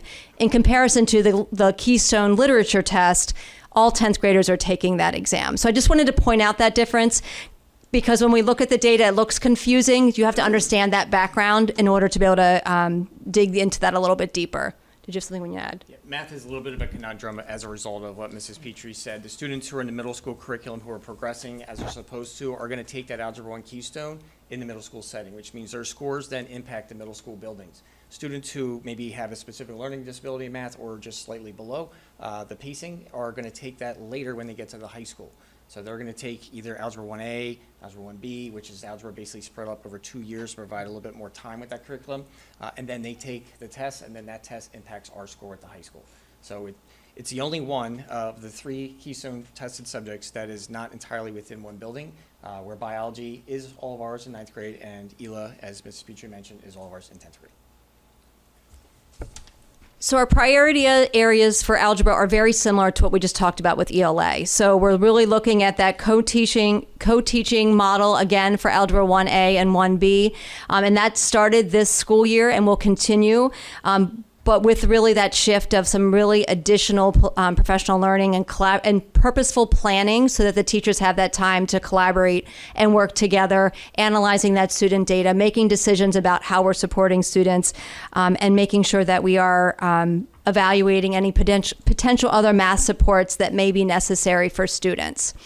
So our measurable goal is by the end of the 26-27 school year, BASH will strengthen Tier 1 and intervention supports in algebra through the continued implementation of co-teaching in Algebra 1A and 1B, and the development of a direct instruction algebra Keystone trigger course. The evaluation additional math support opportunities during the homeroom advisory periods, which Mr. Sparks can address of what does that time frame look like that's built into the student's schedule.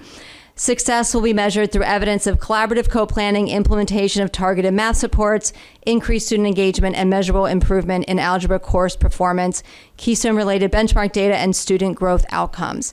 So the one piece that I really want to point out too is the work that BASH has been doing during their homeroom advisory period, and it has created a really significant opportunity for students to get some targeted individualized support without losing instruction from something else. So I'll let Mr. Sparks explain that. During our homeroom advisory period from last year, the 24-25 school year, to our most recent 25-26, we've almost doubled the amount of specialty homerooms based on student requests. We have a variety of different homerooms. You're probably familiar with our FBLA and TSA homerooms, STUCO, those types of things. But one of the areas that we increased as well is having those targeted homerooms. So a lot of times you hear students struggling and you think, okay, we give them remediation.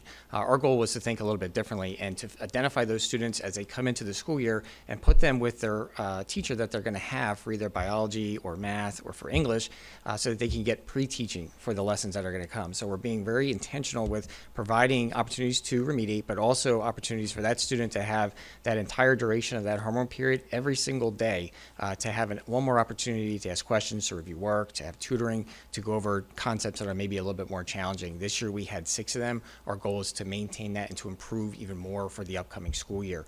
So I think that's really helped us out in many aspects, which is why I'm excited to see what our data looks like from this school year. But right now we're building this off of the previous school year. So our quarterly targets are, again, looking very similar to what our ELA targets are, with some the planning in advance, creating that environment to be able to establish those routines and those effective strategies.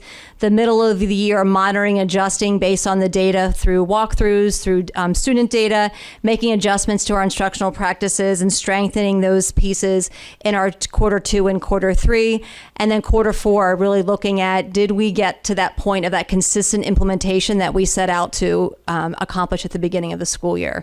Our responsible parties, building administration, and the Office of Teaching and Learning really are going to focus in on that co-teaching model and that looking at that Algebra 1 course. One other thing to consider is for the previous school year, we actually have a cohort of students who we identified from the middle schools who we felt maybe would do better if they took environmental science during 9th grade, and then would take 10th grade biology, which is a little bit reverse from what traditionally students would do. So we're excited to see if any impact was occurred as a result of giving students one more year just to get acclimated to the high school, the expectations, routines, but also identify those support areas so that when they do take bio, which is a challenging course, especially for a 9th grader, maybe they're a little bit more prepared in that 10th grade year when they take it. So we're excited to see what the results are of that decision as well. Our next goal really hones into what you've asked. Yeah, go ahead. I'm sorry to interrupt, but I do want to go back to something that you both said about taking Algebra A and B at the high school. And that somehow, because they're taking it, if I heard you correctly, that taints their ability to do. I would just say their preparation interest. It's when you look at the math progression, it's a little bit of an interesting puzzle of the progression once we start looking at that in middle school, how they move into the advanced classes in 7th grade and move into the pre-algebra or algebra. So the students that are taking algebra in the high school, the numbers are lower, and they're students that didn't have as high of an interest maybe or aptitude. So it's with the curriculum perhaps in middle school, which is why so they're in the trajectory of where they have showed where they could be successful, and in the academic course, the Keystone trigger course then happens at the high school rather than at the middle school level. So the students that are taking the middle school Algebra 1 classes are often taking some of the higher level math classes once they get to the high school, where the students that we're referring to in this case might be taking just some of the general math classes. It's not their high level of interest when we look at targeting that instruction. Former math teacher, so I really do take issue with what you're saying, because the programming, the teaching practices, we have to provide the support to make them successful no matter where they are. Granted, the students who are taking Algebra 1A and B at the high school may be further behind in their progression through the math courses. I taught those classes in middle school. But to say that because they aren't as advanced in their progression, that in some way impacts their ability to do well in the course in the high school, And I guess I don't want to say, I think maybe I'm being misunderstood. That's not necessarily the hard part is the measurement that we're looking at is the Keystone exam. So their performance in the actual course is a different comparison. So there's a lot of factors that play into a student's motivation for a standardized test as well. So and that's at every level. Yeah. So I don't disagree with you in that, it's really important that we create the rigorous environment to help students be challenged and successful no matter what course they're in. And this is the reality that we're in right now, and we're looking to how do we put things in place to help us improve that situation. So, the way that our progressions are made right now, and as we look at that math curriculum and looking at that framework, how do we make sure that students are in an environment that they're challenged mathematically and we can see them grow and progress in that area. So I don't want you to misunderstand that I'm saying that I don't think that they can do that. I don't want us to have a lower expectation, and that's what I thought that I was hearing, that there's a lower expectation. No, for certainly them not. to do well. I think what I want to clearly articulate is that we're recognizing that they need a different level of support than what we're currently providing. So knowing that it might not be their strength, what are the things that we are potentially putting in place to make sure that we give them what they need? Because it might not have been an area of success for them or excitement or whatever it may be. But we want to make sure we provide them the supports and the understandings to show that growth that we know that they can demonstrate.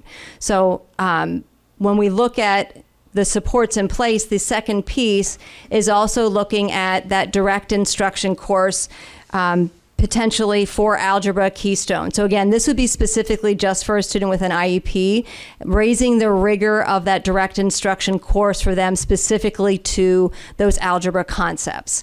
So being very specific and targeted about that course and providing them that environment to help them improve in that Keystone proficiency. So that would be a second piece that we would look at. But when we talk about resources, next year is really, and I'll go to our targets, next year is really looking at a review of our current,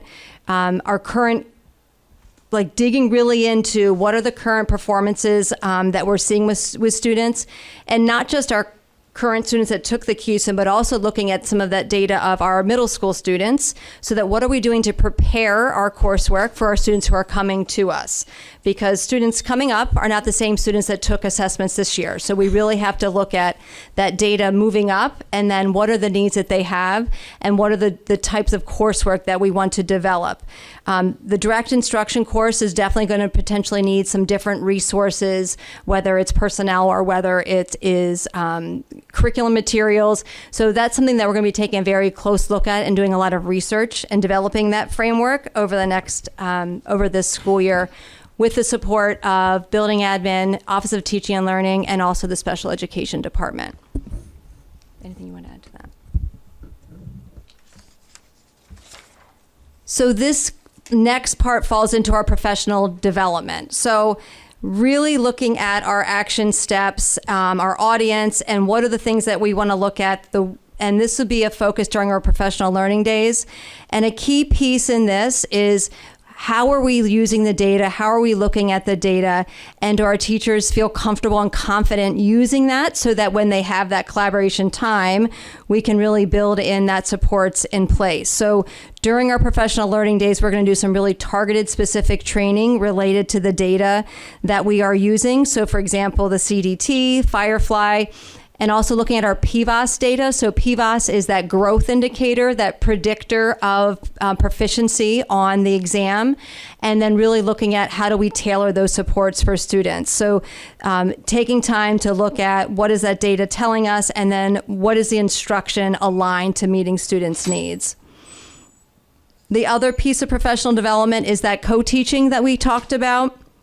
So we're looking to do some very specific, intense co-teaching professional development that will provide support for not just the learning support teacher, but also the regular education teacher, so that they can work on that planning piece, that collaboration, and making sure that they have that instructional strategies sound, so that we can see the support and impact on the student performance as we anticipate.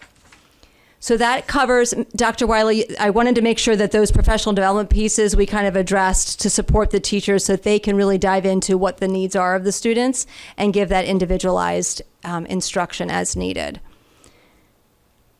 Any additional questions about the TSI plan? The professional development that you're mentioning, what is that going to look like? Yep. So we've already reached out to the IU. So they have a team at the IU that provides specific training for co-teaching, provides some specific support for looking at that direct instruction coursework. So Dr. Bartman, Mrs. Bartman has already scheduled. We've started coordinating our professional learning days and plans, and targeting which teachers would that be for. And we've already connected with the IU to get presenters lined up and supported. And then also, how would that support look over the course of the year? So like, not just that standalone professional learning, but how do we build that support for our staff across the year, of looking at the data, talking about those instructional practices, and then the impact with our students. Any other questions? And I think you have to understand also that this is a team approach to it. Like, I think it was mentioned here, this didn't just begin, right? This is a skills deficit that we need to look at all grade levels leading up to, right? It culminates in the high school as a keystone course of algebra, which, for this subgroup of student that have identified special education plans, and what specifically is that skills deficit. So it's really drilling, it's so multi-layered, right? There's different systems that we can put into place, but it's also the actual data of deficiencies that we have to look at to see where is there commonalities among some of those deficiencies. Is there a teaching methodology and skills work related to algebra that's specific, that is not being done to the fullest degree, or is it a number of different types of things? So part of that's the investigation of the data. That's what the data teams do over the summer. We put the systems in place to help with the programmatic needs, and then develop the teachers to do that and move forward with all of those different types of plans. So it's very multi-layered when it comes to the development of all this. And I think everybody in the room would agree, certainly this is not the designation we want to have. We certainly want to move students more along, most especially in that subgroup when it relates to these types of skills related to Keystone. Right. And 1A and 1B has been a natural course that's been separated for some time now, typically in most school districts, to really spread that out across a year, to be able to really hone in on some of those more skill deficiencies, to create more success rates with those teachers. And, again, Mr. Sparks is trying to do that in a designated homeroom to really hone in on those couple of specific needs as well. And some of that time is of the essence when we do this type of work. That was one of the concerns that I had about the comprehension plan. When we looked at the interventions, and Mrs. Petrie and I had talked about this, how the math is not being addressed until 27, 28, and looking at the interventions and putting some scaffolding in place, that's a long time for students to go, those that need that additional scaffolding. And then they get to the high school, and you're right, it's just more intense and more And our layered. curriculum work starting this school year for math will really be diving deeply into the data of where are those specific skills, and do we see those trends from grade to grade to grade, where we need to really look at what is what is that root cause, right? So what is that foundational knowledge that they need to make sure that we fill those gaps so that it doesn't get too great where it feels overwhelming as students get older. Right, and I would agree, starting in that 6th, 7th grade, finding that root. Are we giving the interventions that they need at that early age to make them successful as they move into high school, right? So I think as we look at new curriculums through the curriculum plan, the curriculum guides, that we do identify those, and if we need additional interventions and supports through Tier 2 and Tier 3 in MTSS, we should start looking at that now. Yep, and we will be sharing those pieces, and I'll be sharing those pieces in some of my reports holistically, not necessarily just for the TSI plan, but looking at our strategic plan goals aligned to MTSS, looking at our comprehensive plan goals, and what is the progress that we're making, and what supports do we feel like we need to maybe make more robust based on our data. Right, and I get. Now that I'm seeing the whole picture a little bit more with more explanation, just not looking at the slides. Yes, they're moving the goalpost on you every year, and it's hard to keep up from previous year's data. So I do appreciate the conversation. Thank you. Yep. Any other questions? Thank you for your time. Thank you, Mrs. Petrie and Mr. Sparks.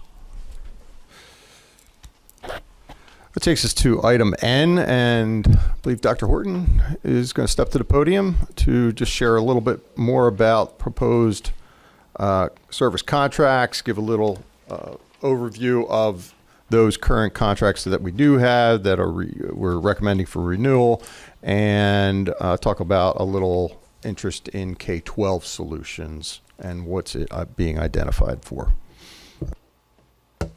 Sure. So I have a number of contracts today. Many of them are existing contracts that we've had in the district for a number of years. So I'll point those out first, and then I'll touch on those ones that are new here for you today. So first on that list is GHR. So we contract with GHR for additional nursing support. So we use GHR nurses to fill some of our staff nursing positions in the district, both in our building health rooms, as well as some of our special education classrooms. We also utilize GHR for coverages when we have nurses out, and to help us cover field trips when we need to send nursing support on those field trips. So you'll see there, those are some of the ways that we use GHR in the district. Next is our Karen contract for the Students Assistance Program. So we've been contracting with Karen for a number of years, and we're continuing to contract with them. Next is our school physician contract. We have contracted with Dr. Singh for the last 5 years for our school physician. He oversees our nurse, oh my gosh, I'm blanking on the word. Our orders that our nurses are using in the health room when it comes to medications that they can dispense within the school day. So if you think Tylenol, Advil, things like that, those nursing med orders. And so he has those orders for 22 nurses here in our district that support students. Also, we contract with him for school physicals when needed, when we have students who need support in getting school physicals. Next, you'll see another contract is our Creative Health Services for school-based counseling. I apologize. Here it does say East and West. The contract that I provided you on this agenda is just for Middle School East, so that's a .5 school counseling position, and that counselor is in the district 3 days a week at East. Next is our Lincoln Center contract. Again, we've been contracting with the Lincoln Center for a number of years. We contract with them for our 2 district social workers, as well as our drug and alcohol counselor at the high school and our school-based counselor at the high school and a school-based counselor at the elementary level. That counselor supports 4 of our elementary buildings. New on this list today is K-12 Solutions. So K-12 Solutions partners with Infinite Campus, and they provide tools that are integrated right in our student information system. So moving forward, we would like to utilize their programming to incorporate our 504s, our service agreement for students, right into Infinite Campus. Currently, we're using separate documents that aren't part of our system. So this will be right in Infinite Campus where we can pull demographics and our counselors, our occupational therapists, and other support personnel who write 504s can do that right in the system instead of having paper copies that we're then uploading into Infinite Campus. This will allow for more streamlined work, for better data collection, for tracking reevaluation dates. We will also be able to send these documents now to parents electronically for signatures, and so they'll be notified right in the portal. And it gives teachers better access to regularly view student accommodations, because when they look at their class roster, they'll be able to access that 504 right from that platform. Additionally, through K-12 Solutions, we have the ability to incorporate our behavior threat assessments right into Infinite Campus as well. Right now, we're using a document that has come out from PCCD, which again is a separate PDF that we is typable, so we complete that and then upload information for us to track. This again will allow us to do that behavior threat assessment right in Infinite Campus. We'll pull student data and demographics, and we'll just streamline that process. It will also allow for better data collection for us to look at the number of threat assessments we have across the district and what grade levels are happening in, and also we'll be able to see patterns over time. The other new thing that you'll see on here is high focus treatment centers. Again, this is not really something new, it's just different. When we have students who are in inpatient hospitalization, we are obligated to provide their education while they're there. High Focus had been partnering with LearnWell, and they're now going to be providing their own educational services. So this contract is just for us to provide that support when students are in inpatient situations. Yes. Just a concern that you said that the Creative Health is only for Middle School East. Why are we not providing it for West? Yes, we are. I just don't have those contracts yet, so I'm still waiting on our contract for Middle School West, and we also have an elementary contract for them. They just weren't ready yet, but they'll be coming soon. Thank you. For sure. Other questions? Great. Thank you. Thank you, Dr. Horton. I'm going to circle back to Mr. Lentz on items O through T, if you could share with the board. Thank you, Dr. David Heiser. So item O is our service agreement with Johnson Controls. There's 2 parts to this. So one is for the maintenance of our building automation and controls that control how we manage climate, humidity in buildings. The second part is broken out is for our chillers and towers for preventative maintenance. And then the addition this year is to add maintenance for our variable refrigerant flow system from a preventative maintenance standpoint to the agreement. So that's broken out for you. Total cost, $93,659.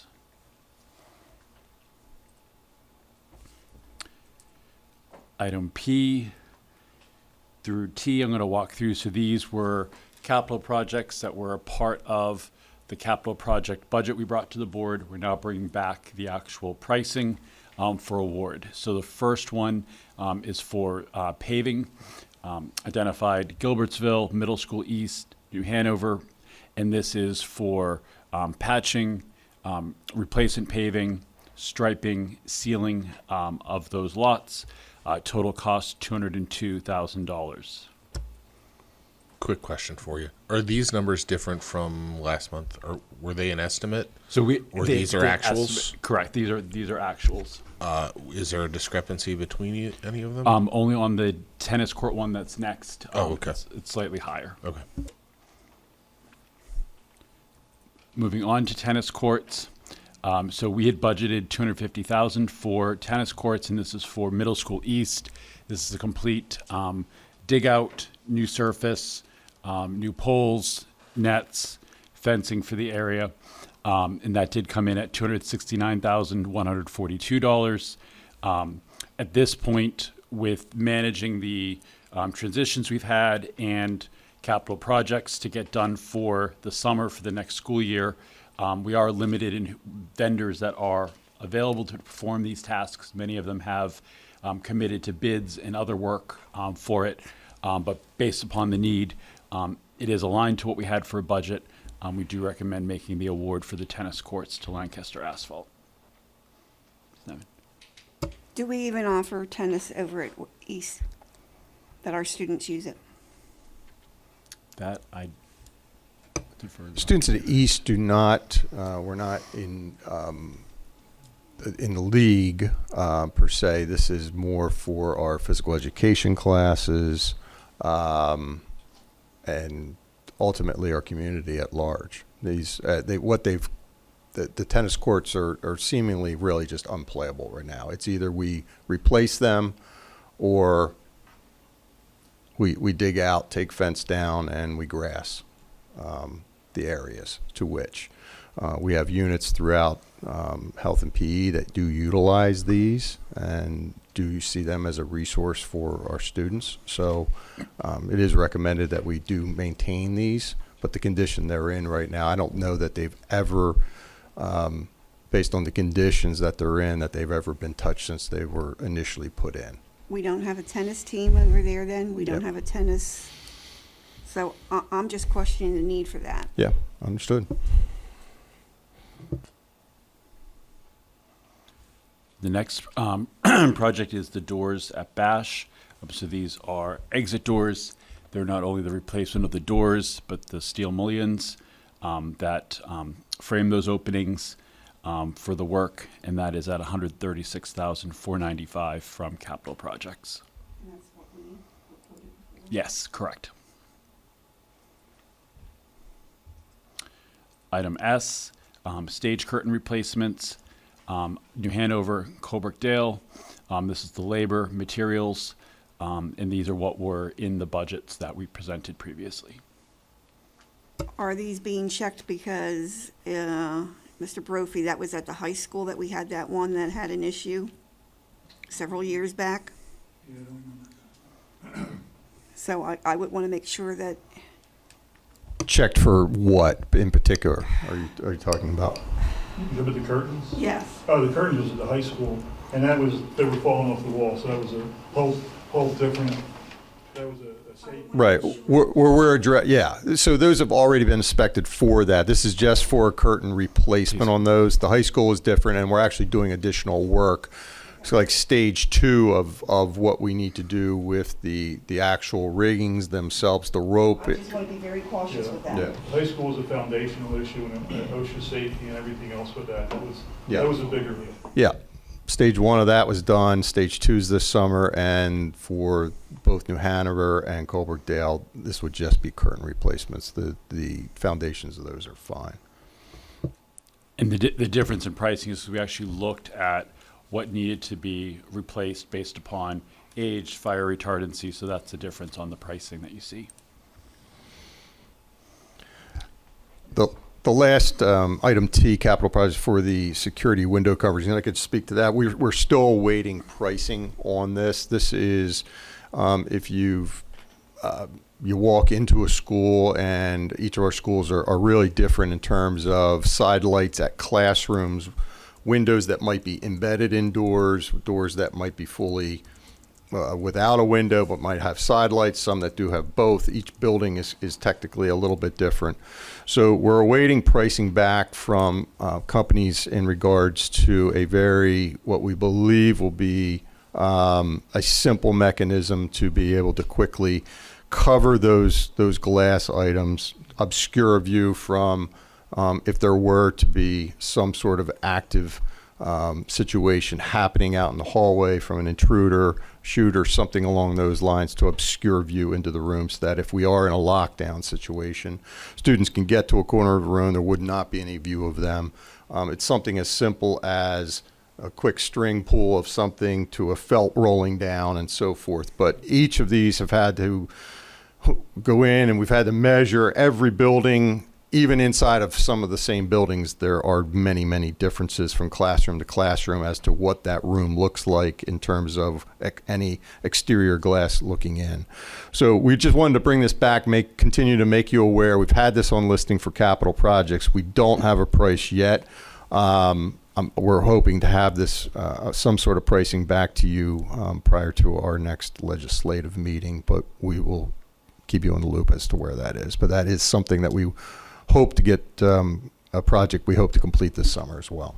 Okay, that's just visual obstruction, correct? It You're not looking for bulletproof. We're not reinforcing glass. No, this Steel is, shutters. we right now have so much of a variety, and we don't, what we don't have is a proper procedure and direction for what that should look like for each teacher, and we need to be able to deliver that. But to be able to deliver that, we need commonality of here's what's going to be in your room. Here is our expectation of when this is dropped. Here's when it's expected to be unobscured for that, and that's what we hope to do. This creates no betterment of the glass in any way, shape, or form. It is all visual obscurity. Under U and V, these were two items that we did talk about with the board in an executive session, and wanted to bring them back to a full committee meeting to see if there were any further questions.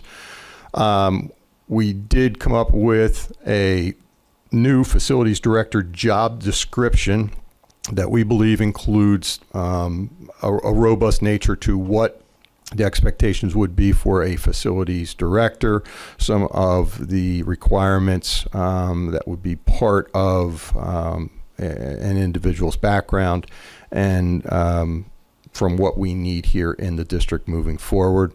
Tied with that, as this job description is also part of an Act 93 agreement to which the board would have to amend. Our recommendation in that job description is increasing the salary range that we have listed in the amendment, and it would take action of both an amendment to that Act 93 agreement and inclusion of an updated job description of the facilities director position in order for those two things to occur. So Mr. Hahn and I were we had not heard back from anybody in regards to this over the last couple of weeks. If there were any more questions or you needed more information from us. Mrs. Nyman? Who came up with this job description? Well, it was efforts of our HR department and our solicitor's office. Well, a lot of these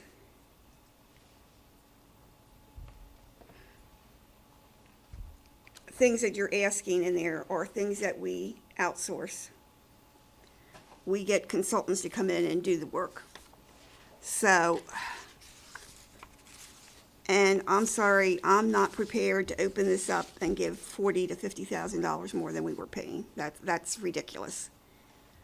We have people out there in the community that can't afford food or their prescriptions, and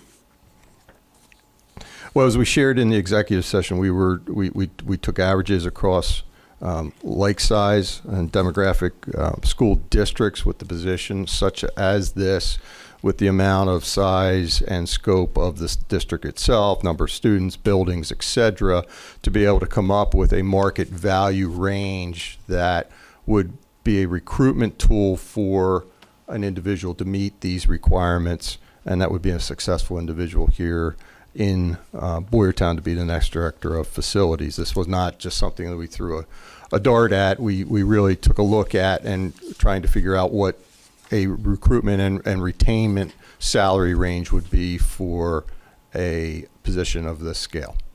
that's a lot of money to give out at one shot.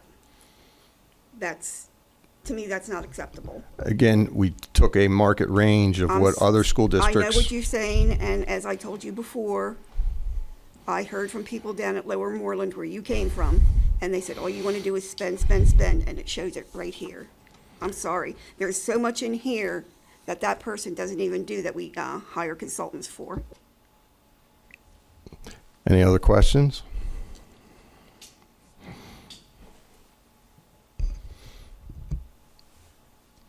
Again, our goal here is recruitment and retainment when it comes to the specific position to which we need. The essential duties of the position, the requirements are alignment with other school districts recruiting similar position, and the salary range is an alignment of an average in this region with those particular components. So it's not about the spending, it's about, while there's an expenditure to every position, this is about trying to recruit and retain an individual to become a facilities director within the school district. So I get it. I don't appreciate the personal slam at me, Mrs. Nyman. I think that would be something that you and I could have behind closed doors. But I appreciate your concerns about the dollar number on this position, but I can't change the market value to what exists in a position such as this. Years ago, when they were thinking about, well, when they did get rid of our paras, I fought to keep them because it wasn't about the money to them. It was about the way they were treated. And I'm still hearing that from a lot of people. It's not always about the money, it's about the way they are treated. There is so much unfairness in this district, it's not even funny. Any other questions with regard to the job description or amendment to the Act 93 agreement as needed? So, if we look at the price or the salary range, right? Would it be possible to pull that salary range down a little bit? Well, it's possible to do anything we want with regard to it. We went in with the idea, let's gain an average of the region of a like size market value of what a director of facilities of a comprehensive school district in this region would be when it comes to the building size, the scale of the district, number of students, number of staff, to get comparable market ranges with regard to that. Because we don't just compete in a small little vacuum here. We compete across the range, right? There's school districts. We're a two-county school district. So we have competition inside of counties, but that doesn't extend, that means it doesn't extend into even Lehigh County or into Bucks County, which are not far from here as well. So there's market ranges and values that are just consistent things to be able to do that. So we could bring that salary down. I don't know that we would recommend doing such, as we've found that range to be an average range. It can certainly be down. I don't know what that means for recruitment purposes. So if I'm understanding this correctly, the low of 130,000, right? That would be the starting salary? That would be the range, 130 to 150 for that range for the position. Okay.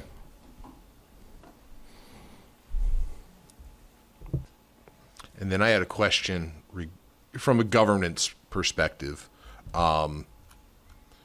in the new section to the new language giving the district the ability to modify the salary range in the middle of the 5-year term. Is that new language in this Act 93 agreement? Mr. Hahn, is that new? That's new as part of this addendum you're talking? Yeah, is that new to this addendum? No, I don't believe it's new to the addendum. No. Okay.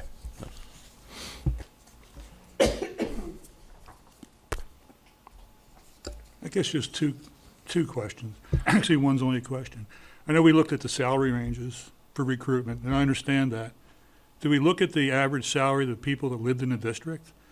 I mean, when we as a board negotiate a contract, which this is what this basically is, a contract, we're representing the people that elected us. And obviously the administration, you're acting as with the people as a representative to, to get them the best they can. And I understand that. That's part of the negotiating process, and it should be. But the one thing is, when you put a contract together like that, and you put a time on it, there's a reason you put that time on it. It's because, one, we want to assure the person that's under that contract that they're going to get those dollars, and any escalations for the duration of that contract. We won't come back to them and say, hey, we made a mistake, we want a couple thousand back.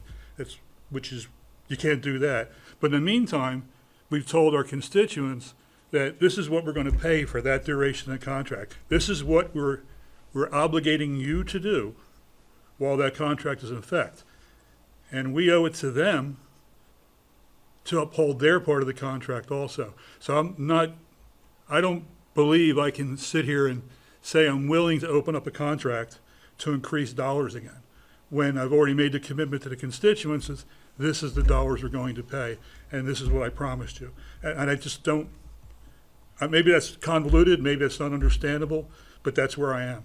No, it's completely understandable, and I understand your position with regard to that. I think that constricts us in the market that we're in, with a vacancy, to be able to fill that position, to find a what I would imagine, since we've been out on that marketplace already a year ago, almost a year ago, and the success rate we saw at that range with applicants was a very, very much a challenge to find an individual. So I don't disagree, or I hear your concerns with regard to that. That's the promise I made, so I will keep. Yeah, and I constantly have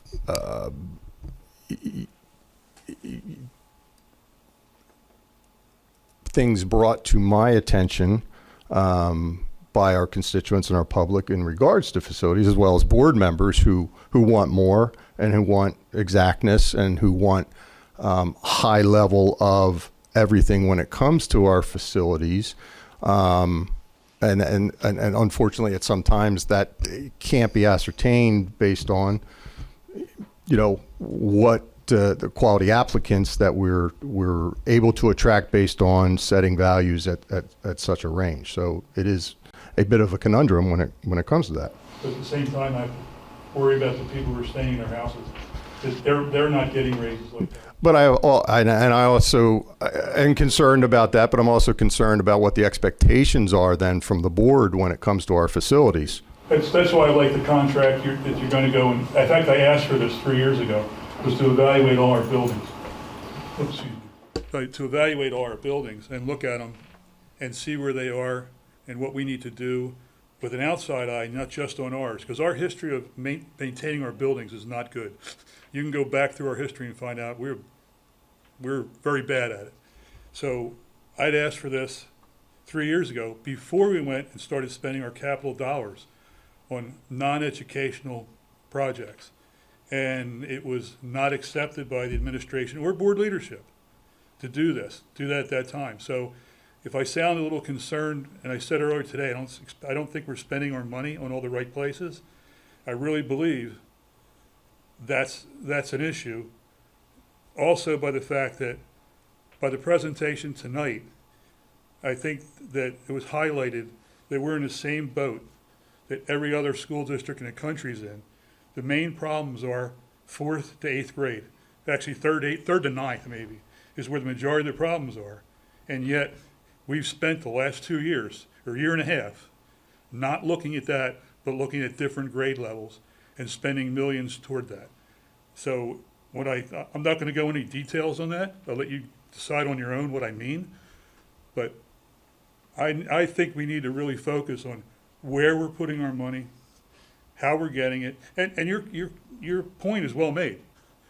The market has changed in the last 2 years a whole lot.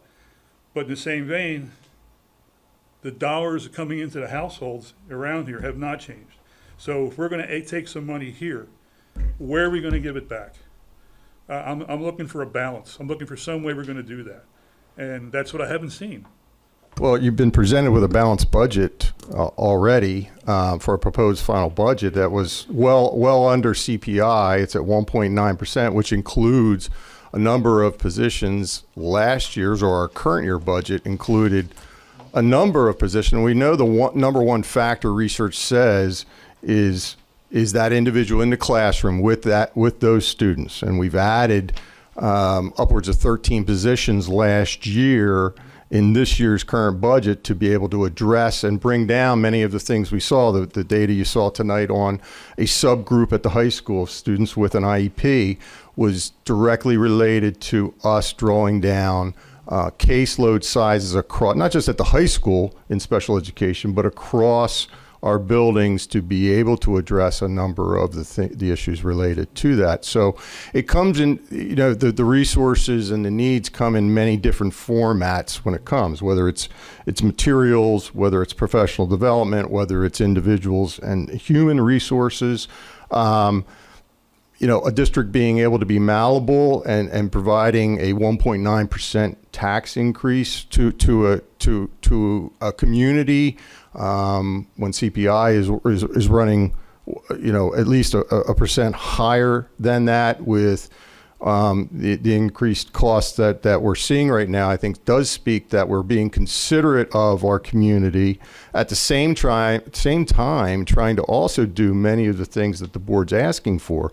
And I hear a lot of, expectations when it comes to facilities, but yet when it comes to an individual leading that department, and the difficulty of attracting and retaining those types of individuals does come at a cost point to that. So I understand your concerns with it, and I think we have to.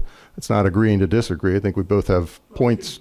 We can, but I think we both have points related to this. So I don't know that there's a perfect answer to this, but my job is also to help and advance this school district in all sorts of multiple ways, from academic success, and we know that facilities plays a role into all those things when it comes to comfort and safety and the ability to have the necessary resources and physical resources that we need. So I agree, this is not a criticism of the improvements that are being made, because they're being there. I guess the question I have is, we're looking at next year's budget, so what are we doing down the road? How much have we increased in budget dollars from last year to this year? It's substantial. And, I want to argue that right now. Yeah. It's substantial, and we're having a 1.9% tax, which I'm always in favor. I'm in favor of zero, but 1.9. I mean, you guys are doing the job to do that, and you're working hard to do that, and I appreciate that. However, I got to look. Actually, I don't have to, but the board and the administration has to look 5 years down the road, 10 years down the road. You're doing your projections. I think what I'm concerned about is your assumptions. Like, what assumptions are you making, and what are your bases for those assumptions? And if something goes wrong with those assumptions, there's a big change. How's that affect the district? And I don't see it affecting the district positively. Now, once again, one board member, my opinion, but that's where I am with that, and that's where I am with continually increased costs. As I sit here most of the time, and you can see that now.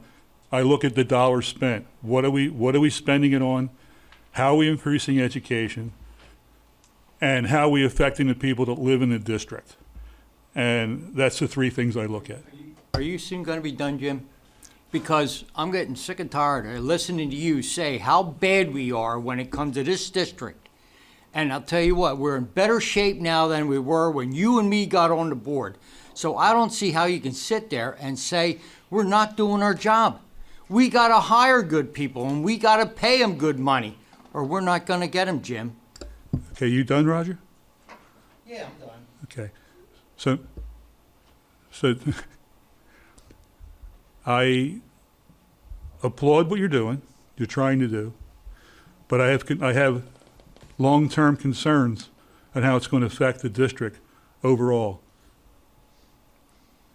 I'm worried we're looking at a 2012 to 2019 escalation, which we had once before, where we slowly went down. We ended up closing buildings and laying off teachers and paras in 2019, I think it was, redistricting, putting kids on buses for a couple hours. I don't want to go through that. I don't want anybody to go through that again. So if you think I'm nagging you about that, I have good reason to nag you about that. Thanks.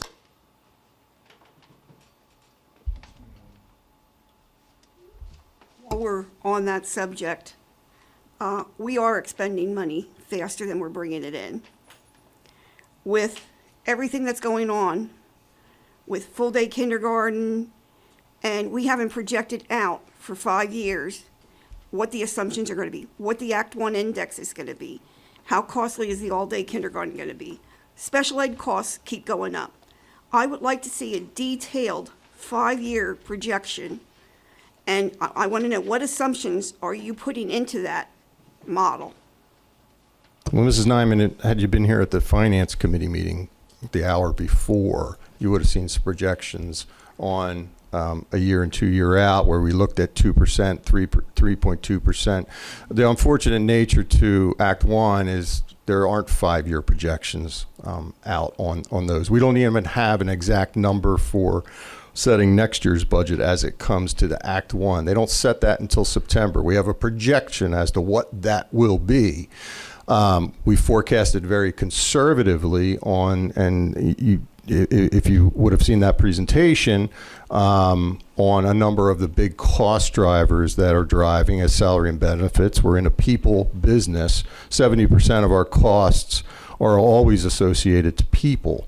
I mean, you can see what the driver is with regard to the benefit cost with that. So we have some very, very conservative projections that we labeled, and conservative on the revenue side as well, to be able to give the board a little bit of a telltale, and we saw that when Mr. Brophy even mentioned a couple of months back when we heard a BCIU presentation from PSBA and the state of state funding and federal funding when it comes to that. So we purposely flatlined that as well. So I would encourage you to look at the Finance Committee position, but we won't necessarily be able to give you a 5-year forecast detailing as to what you're looking for, because it's not able to be driven, because we're not going to have Act 1 performance or indexes out there. You can average it. No, we can't average it. It's not we don't just average it. We know what it's been for the last several years, and it's been fairly consistent.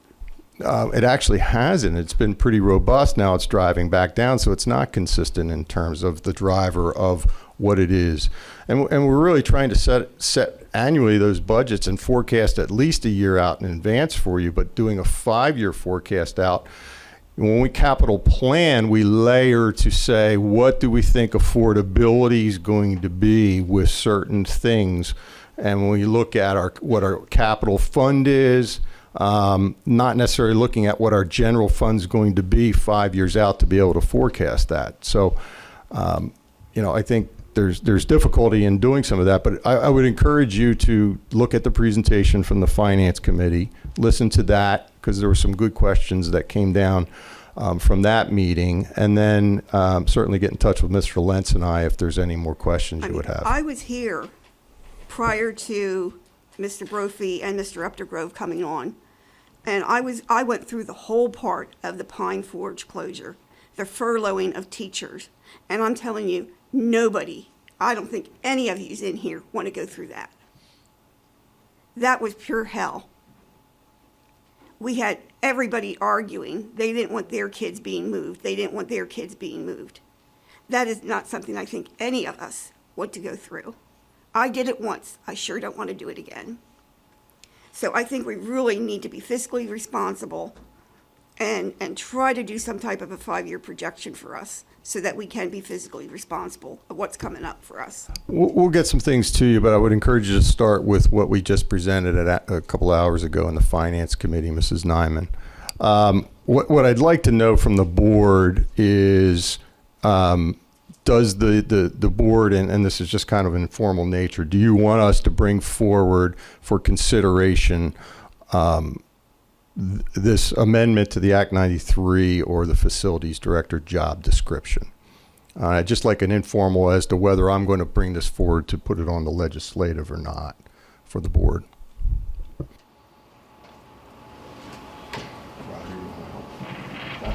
All right, I want a thumbs up who's in for it, and a thumbs down who's not in for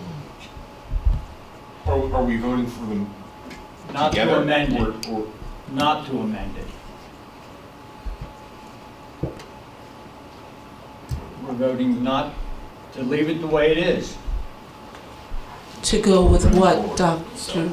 You're asking if they want to essentially table the item, essentially not bring this. If you're not changing, the administration's are proposing to change it.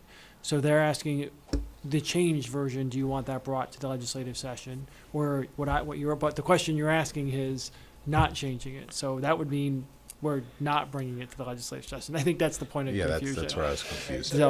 So then we'd be voting on hiring somebody for a lot less money. Sure. So I guess the question, I think what the administration is asking is, okay, do you want these two items brought to the legislation, the next board meeting to sort of consider and act on, or not? So I think the answer, if you're saying no, that means you want it to stay as it currently is and not make changes to the current plan. I mean, that doesn't mean that's correct. Really what I'm asking the board, just Okay. an informal, or do you want this to move forward to a legislative meeting as they are here, as listed? Does everybody understand the sort of the question Now that's I being do. asked? Sorry. All right. Well, do you want a thumbs up to move forward or move it on? I have a thumbs up. I vote that we move forward with the recommendations to. 1, 2, 3, 4, 5. Motion passes? Not a motion. All right, I'll list these two items at our next legislative meeting. The last item that we have for discussion is a donation list, and you can see the number of items that are listed there, and I believe it came up during the Washington playground presentation, and you can see the donation from the Education Foundation for some supplies and for a communication board listed there. Telescope from Elizabeth Cass for Bash Astronomy, and on a positive note, the Pottstown Area Health and Wellness Foundation has awarded the district a grant in the amount of $100,000. We had not seen that value, Mr. Stout, last year or the year before. It was right around the same. Right amount. around the same amount, and this does help to fund a position that we do have here as our health and wellness coordinator in the school district. All right, down to the reports. Okay. Report, Mr. Brophy? Nothing for this meeting. I have nothing to report to for the BCTC. No public comment?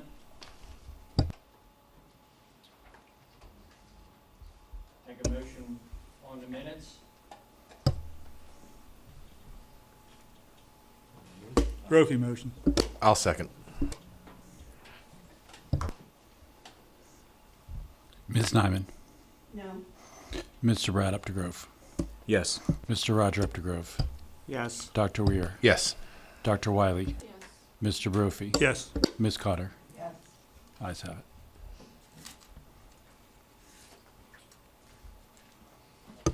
Under superintendent's itemized agenda, there are two items for your consideration. First is Turf Fields project, again at our facilities committee meeting 2 weeks ago. Mr. Lynch outlined the professional services agreement not to exceed $55,000 for professional services that relate to material testing, soil, concrete, etc., as part of the Turf Fields project. This has all been considered already in the soft cost and in the budget of the project itself. So the administration is recommending the board approve a professional services agreement with Kleinfelder to do such as explained.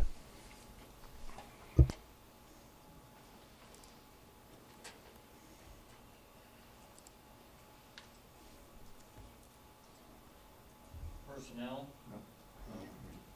You want a motion? Somebody's got to bring it forward, or it dies on the floor. Up the Grove moves.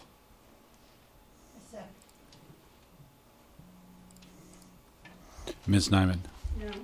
Mr. Brad Updegrove. Yes. Mr. Roger Updegrove. Yes. Dr. Weir. Yes. Dr. Wiley. Yes. Mr. Brophy. No. Ms. Connor. Yes. Ayes have it. Under item B, personnel, the administration recommends the approval of the personnel agenda as listed. I'll motion. I'll second. Ms. Nyman? I see that we lost another custodian, so how many custodians are we short now? I'd have to have Mr. Yanuzzi give you that number because it's been floating. We've had some substitutes that are going to be moving into part-time roles. He was out today, but I can get you that number. I would like that number. No problem.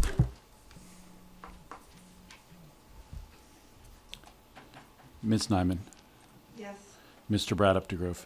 Yes. Mr. Roger Updegrove. Yes. Dr. Weir. Yes. Dr. Wiley. Yes. Mr. Brophy. Yes. Ms. Connor. Yes. Ayes have it. Under old business, there is none. We have nobody signed up for public comment.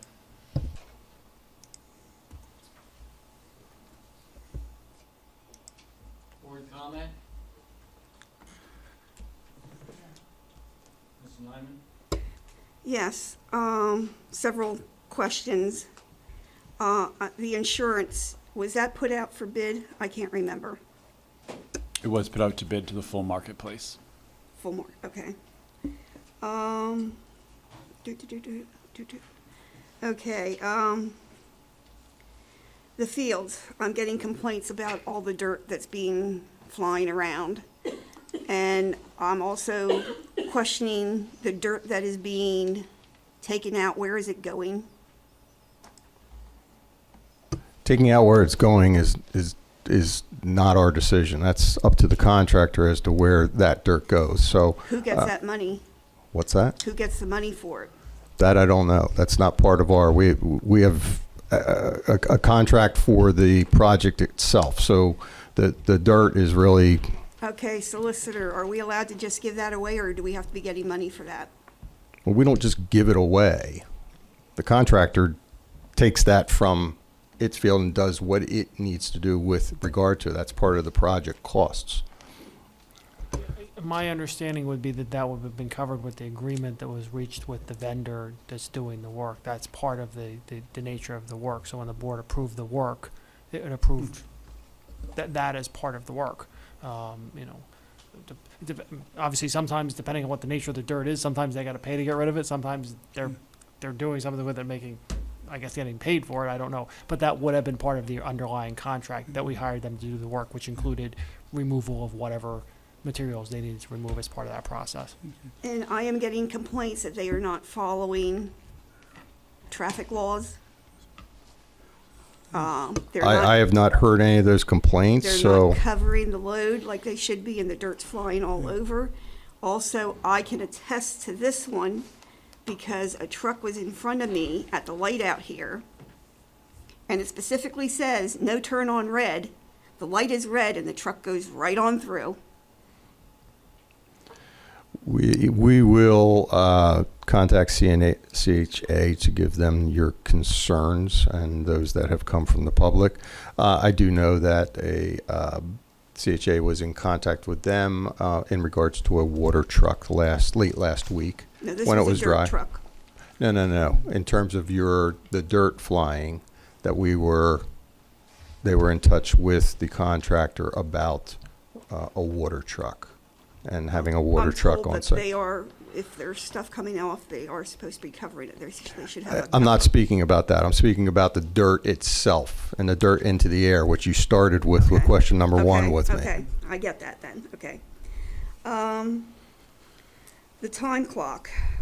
I'm being told that employees are clocking in and out from their cell phones or from their computers. So that means they could have left here, say 2 o'clock, and come 3 o'clock when they're supposed to be clocking out, they can be clocking out through their phone. Mr. Hahn? I've not been made aware of any claims of clocking in remotely from anything, so I can follow back up with frontline managers, but I'm not aware of any of those instances. Well, I'd like If that you can give me checked into. specifics, if it's custodial, food services, I can kind of narrow it down, but none of those concerns have come across my desk. So if you have specifics, I would love to hear those. Okay, that's it.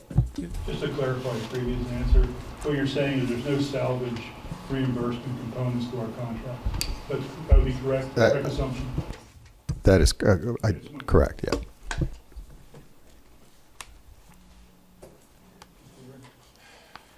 So last Friday,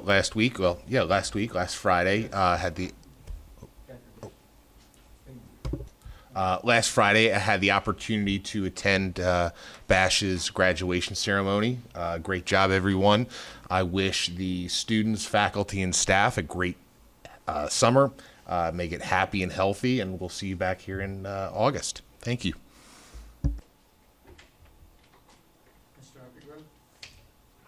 Nothing right now. Nothing? Mr. Brophy?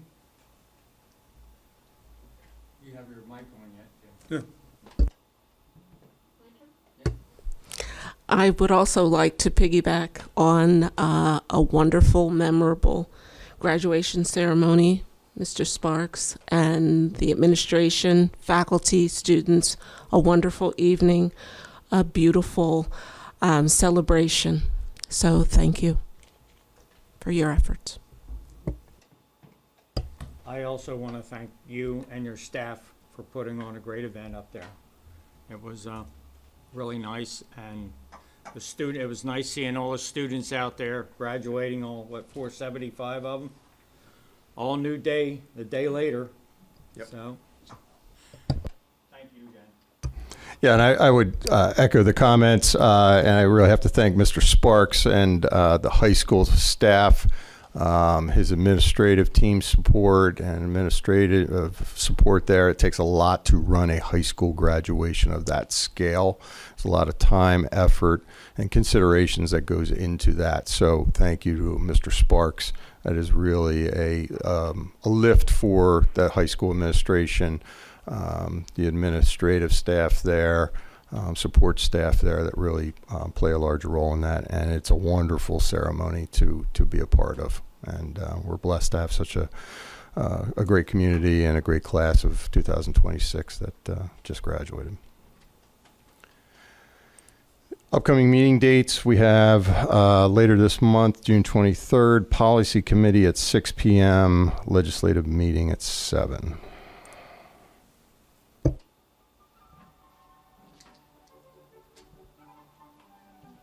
Adjournment? We're seconds. Correct.